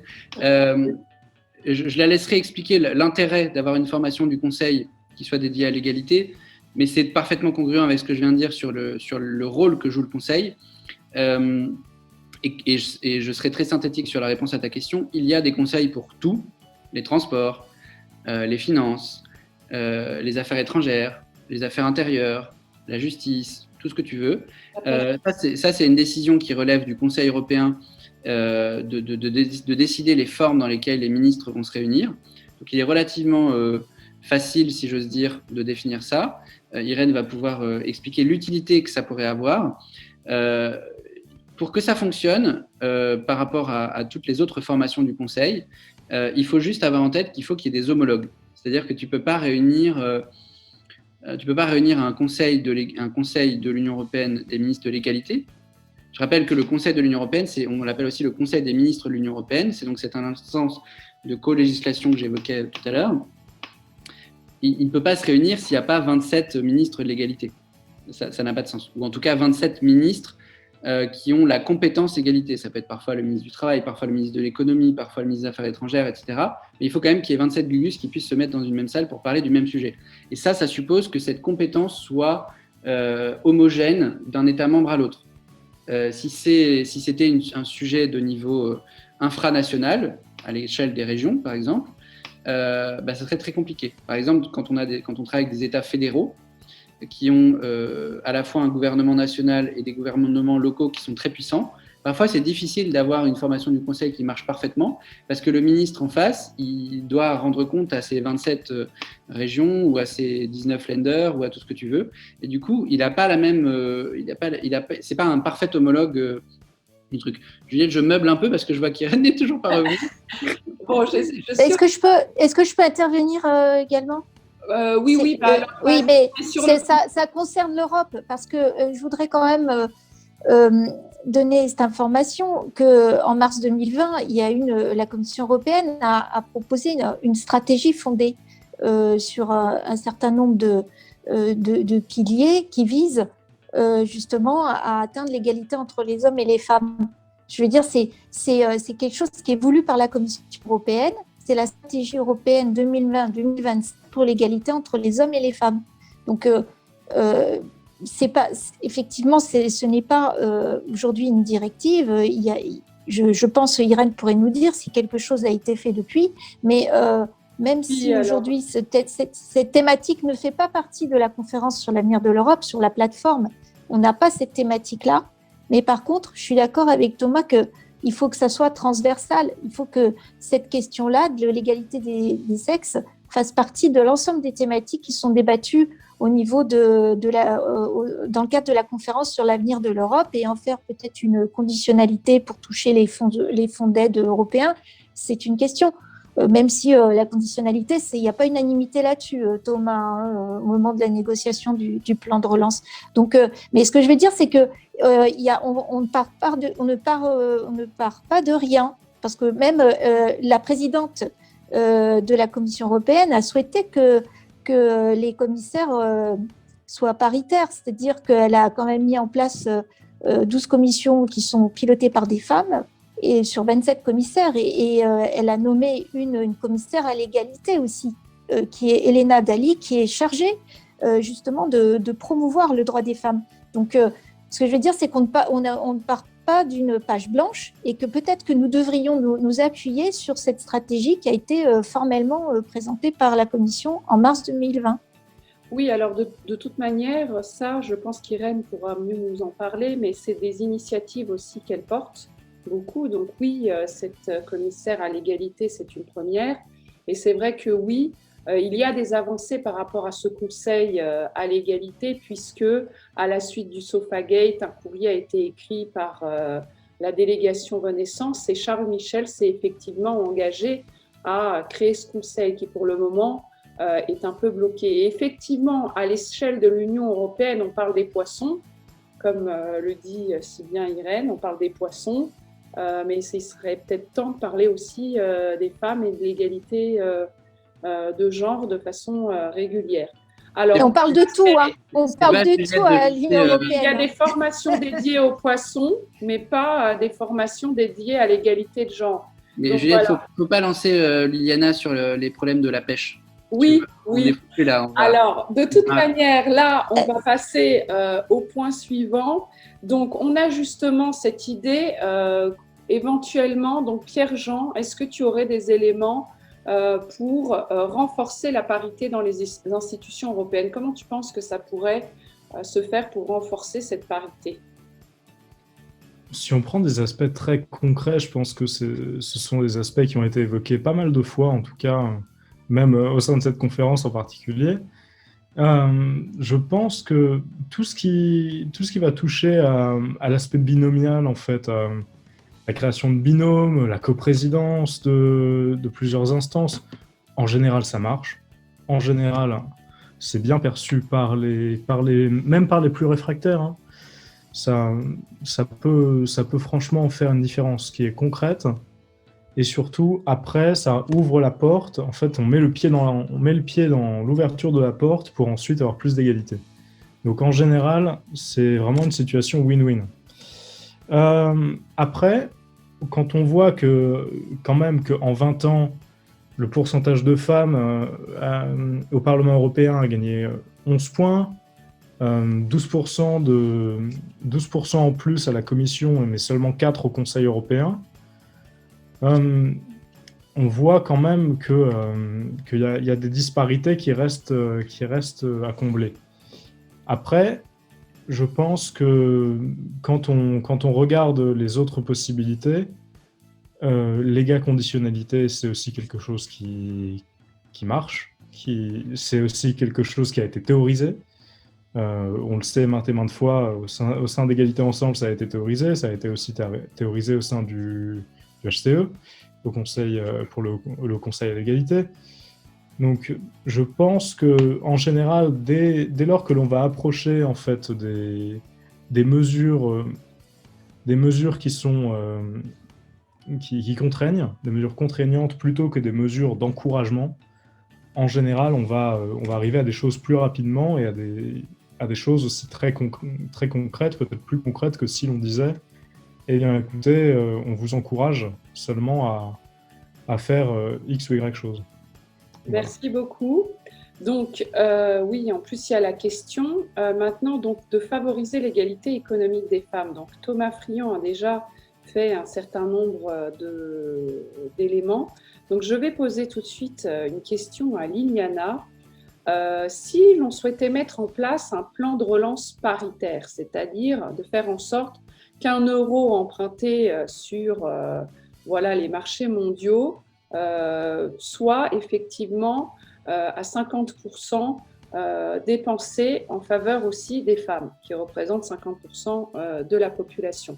Quel serait le rôle pour le Parlement français dans le cadre d'un tel plan de relance paritaire? Qu'est-ce que vous, en tant que député, pourriez faire pour réaliser un plan de relance paritaire?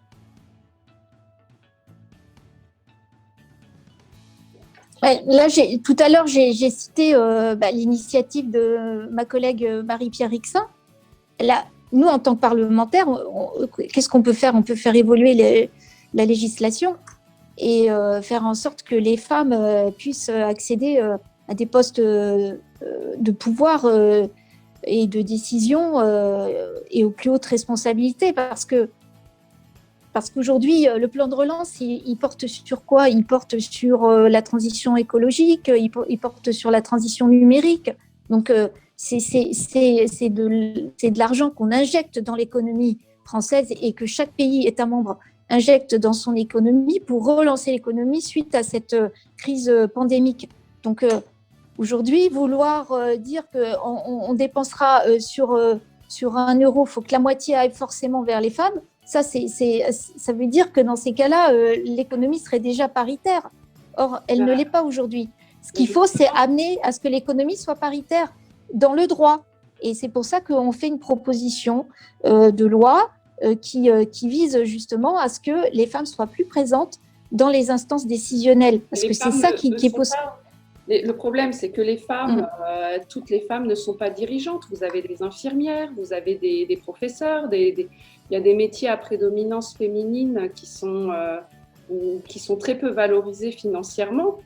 Justement, là, alors, là, on touche le plan de relance, un accompagnement. Le plan de relance, Mhm. voilà, agir pour la formation des femmes, faire en sorte que ces femmes qui sont dans des situations voilà, de plafond de verre, effectivement, mais il n'y a pas que les instances dirigeantes, il y a bien sûr toute la masse, on va dire, de la population, tout le monde n'est pas dirigeant, effectivement, d'entreprise.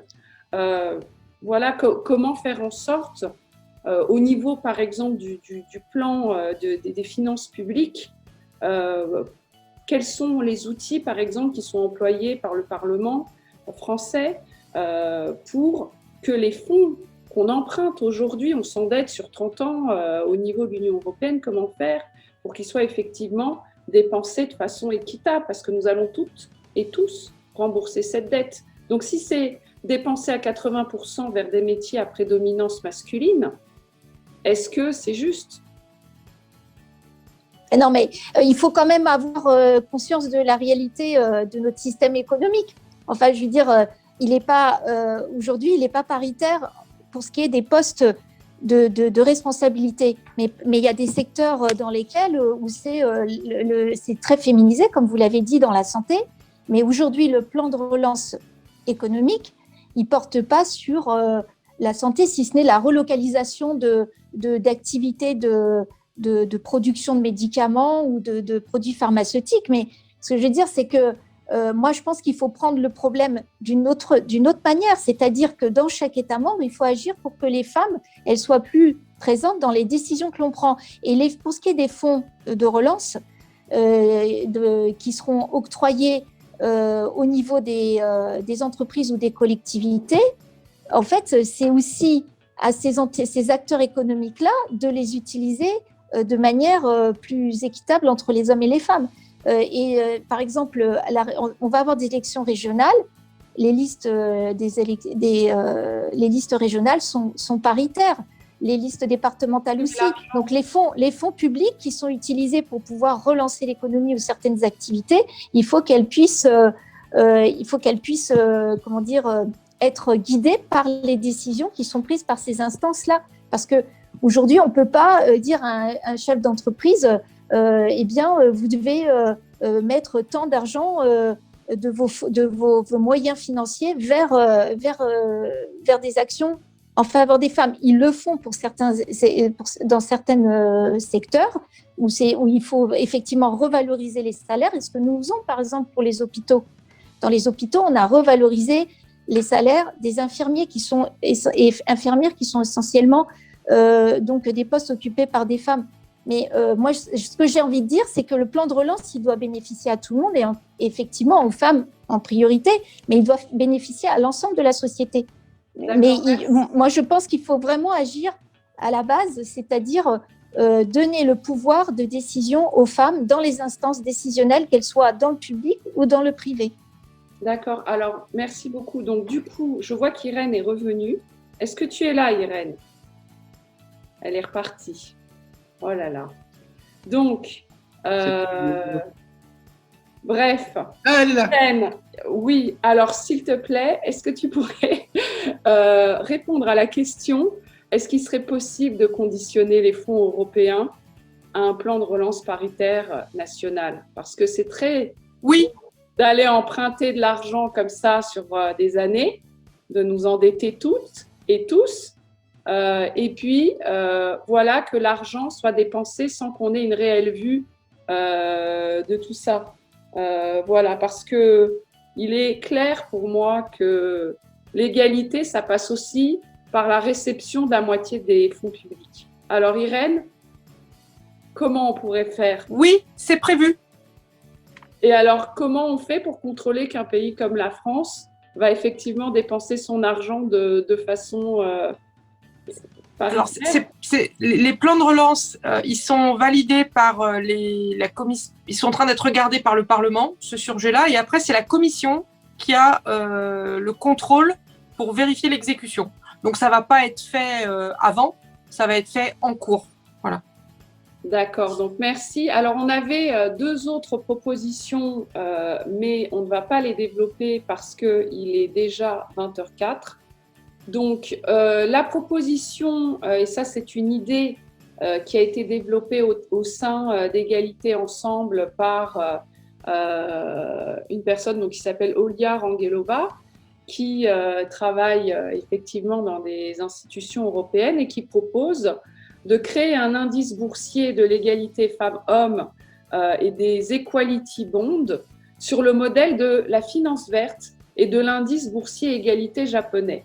Parce que comme on le sait, il est possible effectivement d'orienter les investissements au niveau boursier sur voilà, ce qu'on considère être des entreprises ou des investissements verts. Et bien là, on le ferait avec un indice, ça s'appelle un indice boursier européen de l'égalité. Alors, Thomas, je ne sais pas si tu avais quelque chose à dire sur la faisabilité d'une telle idée que l'on soumettrait voilà, dans le cadre justement de cet aspect économique voilà, pour favoriser l'égalité économique femmes-hommes. Merci Juliette. Alors, je reconnais bien la patte de mon ancienne collègue de la Banque de France, Olia. Donc, je trouve que c'est l'idée de s'approprier tous les outils économiques et financiers, au-delà, en complément de ce que Liliana disait tout à l'heure sur, par exemple, la parité dans les instances de direction ou de management des entreprises, c'est essentiel, et notamment le fonctionnement des marchés financiers. En ayant dit que c'était utile et intéressant, je pense que la proposition attire ma curiosité, mais je ne vois pas exactement où ça pourrait nous mener pour l'instant. Et ce n'est pas du tout pour dire qu'elle est idiote, mais c'est juste que moi, je n'arrive pas à la projeter dans la réalité. Parce que contrairement à la finance verte, si j'ose dire, puisque tu faisais la comparaison, Juliette, à l'instant, dans la finance verte, le principe, c'est de dire on investit dans des actifs dont on sait qu'ils permettent de faire, comment dire ça, qui correspondent à des investissements économiques bas carbone. Par exemple, plutôt que d'investir dans une centrale à charbon, on va investir dans une centrale nucléaire.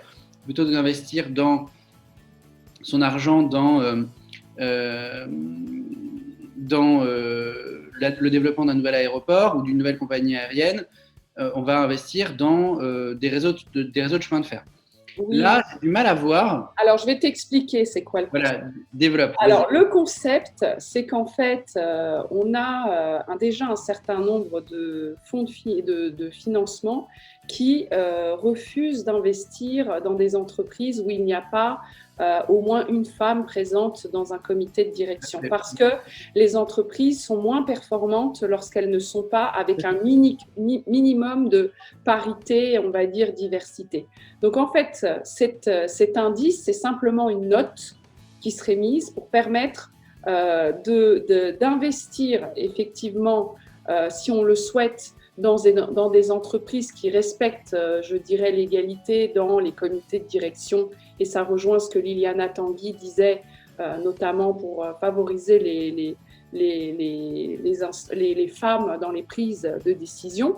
Ça ressemble aussi un petit peu à ce qu'avait fait un pays, je crois que c'est l'Islande, qui avait, à la suite un peu du crash de son industrie bancaire, on va dire ça comme ça, qui s'était rendu compte que des risques bancaires avaient été pris de façon absolument énorme par des institutions financières qui n'étaient composées pratiquement que d'hommes. Donc, ce qu'ils ont fait, c'est qu'ils ont remis à plat leur système et ils ont exigé la parité dans leurs instances dirigeantes bancaires pour éviter des prises de risques qui peuvent mener à des faillites voilà, du système. Parce que le fait d'avoir des femmes dans les comités de direction fait qu'en général, les entreprises sont plus performantes. Et puis surtout, il y a différents points de vue qui sont faits sur les actifs et sur les investissements. Donc, résultat, il se trouve que ça fonctionne mieux sur la durée. Donc, ce serait un indice, une sorte de note. Et ça pourrait... Alors, non, c'est important, Juliette. Je suis complètement d'accord avec toi sur l'importance de la présence des femmes pour meilleure performance, meilleure gestion des risques. Ça, il n'y a aucun doute, c'est largement démontré. C'est le respect de l'égalité aussi à l'intérieur de l'entreprise. C'est-à-dire que ce serait global et ça permettrait éventuellement, imaginons qu'on ait aussi, on peut imaginer que des fonds publics ne puissent pas être investis dans des entreprises qui n'ont pas un indice boursier égalité avec une certaine note. Voilà, mais ça, c'est pour moi, c'est pas mon idée au départ. J'ai bien compris, mais malheureusement, la personne qui aurait pu en parler de façon plus détaillée n'est pas là. C'est juste que le mot indice boursier, il a un sens très spécifique qui correspond pas, qui reflète pas la possibilité qu'il y a derrière ce que tu viens d'écrire. C'est-à-dire que si l'idée c'est de flécher des fonds financiers, des investissements vers des entreprises qui, parce qu'elles sont paritaires ou parce qu'elles intègrent des femmes de façon peut-être même un peu plus modeste, moi je suis plutôt pour l'option maximaliste, mais parce qu'elles intègrent la parité, sont plus performantes et qu'elles gèrent mieux leurs risques. Ça, il n'y a pas de doute sur l'importance du sujet et sur l'utilité de la proposition. Le mot indice boursier, il a un sens très spécifique. Un indice boursier, c'est un système de cotation d'un certain type d'entreprise. Par exemple, le CAC 40, c'est un indice boursier, c'est la cotation des entreprises, les 40 plus grosses entreprises françaises. En l'espèce, du coup, créer un indice boursier féministe, ça n'a pas trop de sens. Égalité. Oui, non, mais ça ne change rien, ça n'a pas de sens quand même. Les Japonais l'ont fait. Non, ils n'ont pas créé ça. Et c'est là où je veux en venir. Les Japonais, ils ont créé, et c'est pour ça que je voulais creuser l'idée pour vous donner des débits. Moi, je ne travaille pas à la Banque de France. L'idée, c'est de travailler sur ce qu'on appelle les notations extra-financières. Et c'est ce que tu décrivais, en fait, Juliette. C'est juste que je voudrais que vous ayez les termes qui soient les plus adaptés pour porter votre proposition. Les notations extra-financières, c'est de se dire, oui, effectivement, les entreprises, quand elles sont cotées en bourse, peuvent avoir une note qui met un score sur leur degré de respect de l'égalité ou leur degré de féminisation dans le management, qui est de nature à aussi attirer l'œil des investisseurs, parce que comme tu l'as décrit parfaitement, ces entreprises-là, elles sont plus performantes et leurs risques sont mieux gérés. Alors, est-ce qu'à la fin, une fois que toutes les entreprises cotées en bourse ont publié une telle note extra-financière, sachant qu'il faut la développer, la formule de notation, il faut pouvoir l'auditer. C'est important parce que sinon, en bourse, en fait, on ne publie que des informations qui sont auditées. On ne va peut-être pas aller dans des tels degrés de détail. Oui, mais sauf qu'en fait, quand vous proposez ça, si vous le proposez, vous allez paraître pour des idiots si ce n'est pas ficelé correctement. Non, mais ça sera ficelé parce que ça ne sera pas moi qui vais et en l'espèce, vous pouvez y arriver.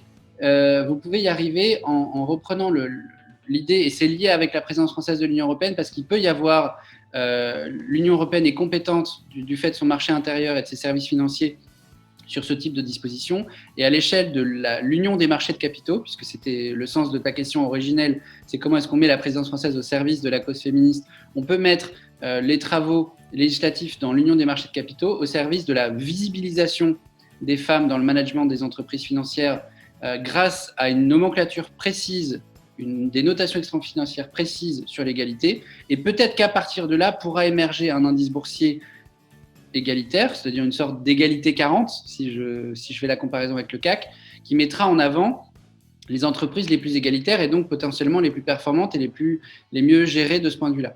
J'ai un gros doute sur l'impact financier que ça pourrait avoir, parce qu'en fait, dans l'industrie financière, ce qui compte, c'est qu'il y ait des fonds qui soient investis dans des entreprises, comme tu le disais tout à l'heure, qui sont bien gérées parce qu'elles intègrent des femmes.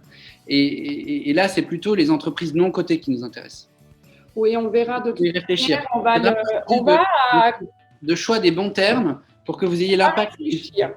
On va réfléchir à comment on va l'écrire. Et d'ailleurs, si tu as une idée aussi, une personne qui écoute a une idée, il ne faut pas hésiter. Alors, je vais passer...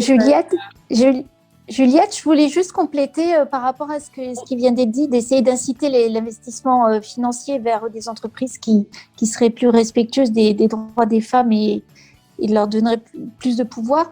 On pourrait aussi mettre en avant la responsabilité sociétale des entreprises et faire en sorte que, de la même manière que les entreprises doivent prendre en compte les enjeux environnementaux et sociaux, il faut aussi pouvoir prendre en compte les enjeux de parité, d'égalité femmes-hommes. Donc, ça pourrait être sous la forme d'une norme, je ne sais pas moi, l'inscrire dans une norme ISO ou quelque chose comme ça, de sorte que ces entreprises-là puissent se distinguer des autres et finalement peut-être être plus attractives pour les investissements, pour les investisseurs qui voudraient aller vers une économie plus respectueuse, plus équitable, et donc à travers la responsabilité sociétale des entreprises. Oui, ça c'est très bien, mais en fait, attention, parce que comme on parle de la conférence sur l'avenir de l'Union européenne, en fait, l'objectif c'est aussi de pouvoir en fait agir à l'échelle de l'Union. Donc c'est très intéressant. Ah ben ça c'est déjà prévu. C'est possible. La Commission européenne. C'est très intéressant. Donc tout ça c'est extrêmement intéressant.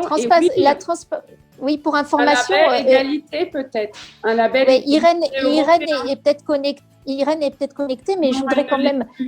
Voilà, en mars dernier, la Commission européenne a aussi fait une proposition sur la transparence des salaires pour lutter contre la discrimination salariale. Donc, avec l'obligation de pouvoir publier les salaires, le salaire moyen, etc., de sorte que les femmes soient, sachent où elles mettent les pieds quand elles vont dans une entreprise, et pousser aussi les employeurs à travers cette transparence à vouloir mieux favoriser les femmes en termes de salaire, parce qu'aujourd'hui on voit bien que tout à l'heure, quand vous me disiez il faudrait que le plan de relance aille vers plus de parité, mais je suis entièrement d'accord. Mais moi, à mon avis, il faut déjà travailler sur l'égalité salariale, parce qu'on voit bien que ce n'est pas une réalité encore. Mais le truc, c'est que quand les secteurs, justement, et là on aboutit au point suivant, on a la question donc de financer la formation des femmes au métier du numérique et de la transition écologique. Alors, moi, je vais juste vous énoncer la proposition en tant que telle, c'est-à-dire que dans le cadre du plan de relance, dans la mesure où ce sont des métiers qui sont fortement masculinisés et on ne parle pas que du top management, on parle des développeurs, on parle vraiment du domaine de l'informatique, du domaine de la personne même qui pose, on va dire ça comme ça, les panneaux solaires, enfin, tous ces métiers-là sont extrêmement, c'est à dominance masculine, mais de façon extrêmement complète. Et donc financer par exemple la formation des femmes au métier du numérique et de la transition écologique dans le cadre du plan de relance paritaire, ça devrait être chiffré, quantifié et vraiment être mis sur, on va dire, mais vraiment à l'ordre du jour, prévoir la mixité des filières, des quotas, éventuellement financer des bourses d'études de formation spécifiquement dirigées aux femmes pour des reconversions professionnelles, puisque la majorité des emplois qui vont être détruits du fait de la transformation des métiers, du fait du numérique, ce seront des métiers à prédominance féminine. C'est par exemple les caissières du supermarché. Ça, c'est pour donner un exemple. Alors, je suis désolée, mais on va passer au point suivant. Donc, on avait la proposition pour favoriser l'égalité par l'éducation. Donc, on ne va pas reprendre tout ce qui a été dit parce que Liliana avait fait un bon retour là-dessus. Donc la proposition, ce serait de créer un label égalité européen pour les manuels scolaires. Donc en fait, de faire en sorte d'avoir des critères pour que les manuels scolaires aient un pourcentage de représentation de figures de femmes, et puis d'auteurs aussi, féminins, une absence de stéréotypes dans les illustrations, et puis des femmes modèles dans les métiers scientifiques, en fait, faire en sorte de favoriser la mixité des métiers et l'égalité des représentations. Alors, je suis désolée, Pierre-Jean, nous n'allons pas développer le point, je vous lance juste la proposition, mais ce serait donc ce label. On a aussi donc le point favoriser la diplomatie féministe, et ça, Thomas Friand a déjà fait le point de discussion là-dessus. Et il nous reste donc ce dernier point qui a été légèrement effleuré par Irène Tolleray, ce serait favoriser l'égalité sociale. Parce que, en fait, tout n'est pas économique dans la société, nous sommes bien d'accord. On a la question aussi de la garde des enfants, la question des crèches, la question de la garde collective des enfants, de la cantine scolaire, la question de la valorisation du bénévolat des femmes, au sein des retraites, des travaux domestiques au sein du PIB. On a notamment une excellente économiste dans Égalité Ensemble qui fait la proposition de comptabiliser le travail gratuit, le travail domestique au sein du PIB d'un pays. Et je vois que l'une des propositions qu'on avait mises est justement présente, notamment dans le projet de loi que tu as évoqué, Liliana, qui est instaurer un droit à la formation durant les congés parentaux. Alors, ça sera notre thème de clôture. Et en gros, il s'agit simplement d'une réflexion comme ça que je vais lancer et où je laisserai Nathalie compléter. Et après, on clôturera la séance. Ce serait en fait de réfléchir à une évidence qui est que, par exemple, on sait qu'on va ouvrir des écoles pour les enfants à partir d'un certain âge. On sait qu'il est hors de question qu'un enfant ne n'aille pas dans une école publique. Il est hors de question, enfin dans une école, qu'elle soit publique ou privée, mais en gros, il doit pouvoir trouver une école s'il veut s'inscrire. Il doit aussi pouvoir aller jusqu'à l'université. Et puis, on a cette zone qui est la crèche, qui est en fait l'enfant quand il a moins de 3 ans et où effectivement les femmes, notamment, se retrouvent parfois à devoir prendre des temps partiels et 40% des femmes changent d'orientation professionnelle ou de métier à la suite de l'arrivée d'un enfant. Donc, ça a un vrai impact sur la carrière des femmes et aussi sur la natalité. Parce que le fait, par exemple, d'obliger les femmes à aller chercher leurs enfants à l'heure du déjeuner, comme c'est le cas en Allemagne, dans un certain nombre d'endroits, ça fait que la journée des femmes, parfois, peut être coupée.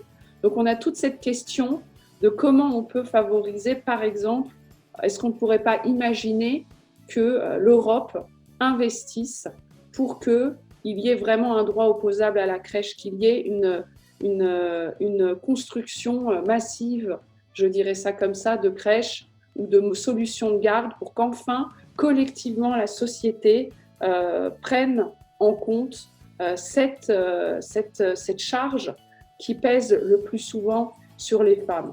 Voilà. Et ensuite, la question des retraites et tout ça. Donc Nathalie, je vais te laisser parler un petit peu sur ce point-là, sachant que du coup, cette proposition-là ne sera pas forcément aussi bien travaillée que les autres.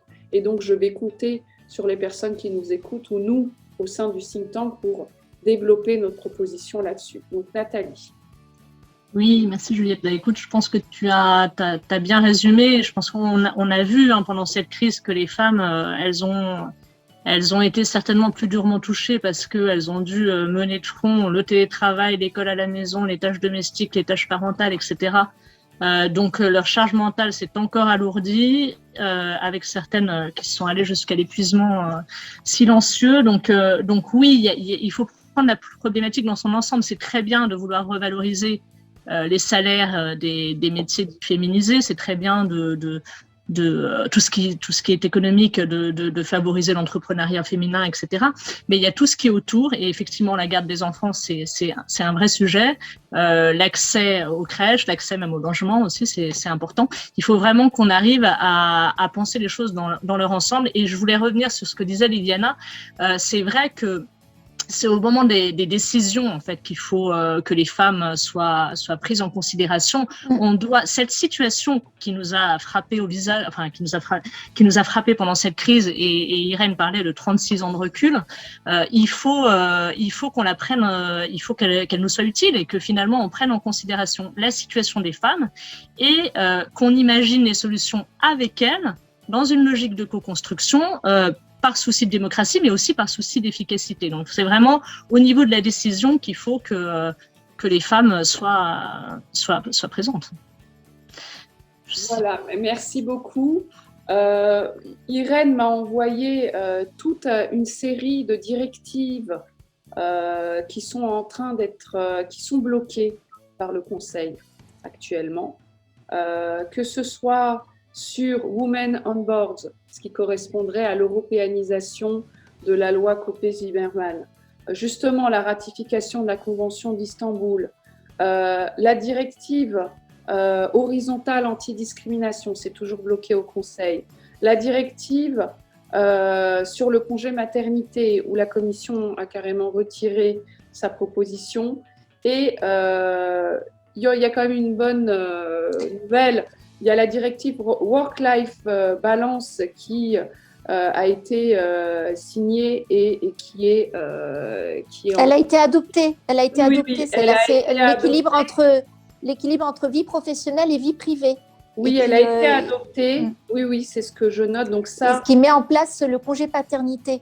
Parce que C'est ça. il faut faire évoluer les représentations mentales, en fait. c'est ça. C'est ça qu'il faut faire évoluer. C'est que l'homme doit pouvoir autant s'occuper des enfants, des tâches ménagères que la femme. Mais ça passe par une évolution l'éducation. des mentalités. Voilà. Oui. Et c'est pour ça qu'il y a déjà des choses qui ont été mises Oui, en oui, place oui, en non, France. mais là- On l'a passé à 30 jours au lieu de 11, 25 jours au lieu de 11, le congé paternité.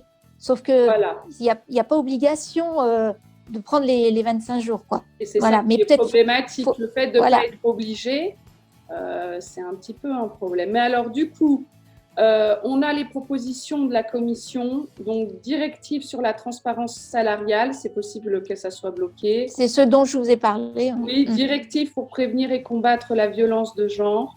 Donc ça, c'est un petit Ouais. peu l'inscription de notre convention d'Istanbul.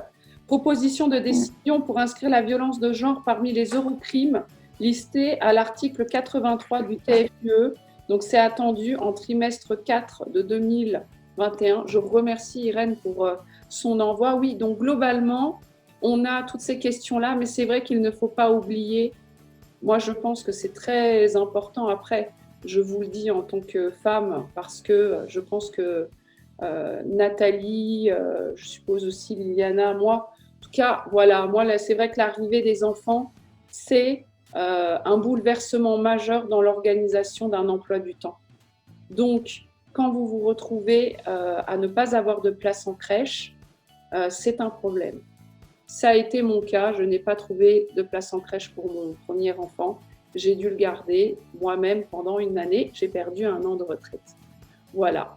Et je n'étais pas salariée à l'époque, j'étais à mon compte. Donc, ça a été vraiment un coup, je dirais, porté parce que, voilà, pas de place en crèche. C'est une question aussi qui doit être résolue. Et il faut aussi que les personnes, notamment les jeunes filles, qui sont étudiantes et qui ont des enfants pendant qu'elles sont étudiantes, toutes ces questions-là, le Crous qui est fermé aux femmes avec enfants, toutes ces questions, voilà, de la prise en charge collective des enfants, ça doit entrer dans les mœurs. De même que, voilà, le partage équitable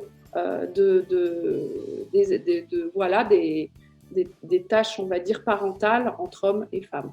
Voilà. Mais bon, sur ce, donc on va écrire ces propositions. On fera un petit compte-rendu pour vous dire comment on les a rédigées. On prendra effectivement en considération les questions des participants. Je vois qu'il y a beaucoup de propositions, notamment, donc il y en a sur la question du mode de garde, la question aussi du fait que le congé paternité n'est pas forcément utilisé. Donc tous ces points-là, il doit y avoir une réflexion globale sur quelles sont les obligations des parents aussi vis-à-vis de leurs enfants. Voilà. Donc, je vous remercie à toutes et à tous d'avoir été présentes et présents aujourd'hui. Je remercie donc Liliana, Tanguy, Thomas Friand, Pierre-Jean Claus, Nathalie de Courcy et Irène Tolleret d'avoir accepté de débattre autour de ces propositions et aussi bien sûr de leur faisabilité. De comment nous allions pouvoir les proposer, puisque voilà, la rédaction n'est pas forcément n'est pas arrêtée. Donc nous allons maintenant travailler sur la façon de les présenter. Nous reviendrons vers vous et ça sera à partir de demain que nous commencerons à les inscrire au niveau du site de la conférence sur l'avenir de l'Union européenne. Merci beaucoup. Donc ça a été enregistré et ça sera notre débat sera inscrit sur notre chaîne YouTube et je vous donnerai le lien une fois qu'il sera mis en place. Merci beaucoup pour cet échange. Merci. Merci à vous.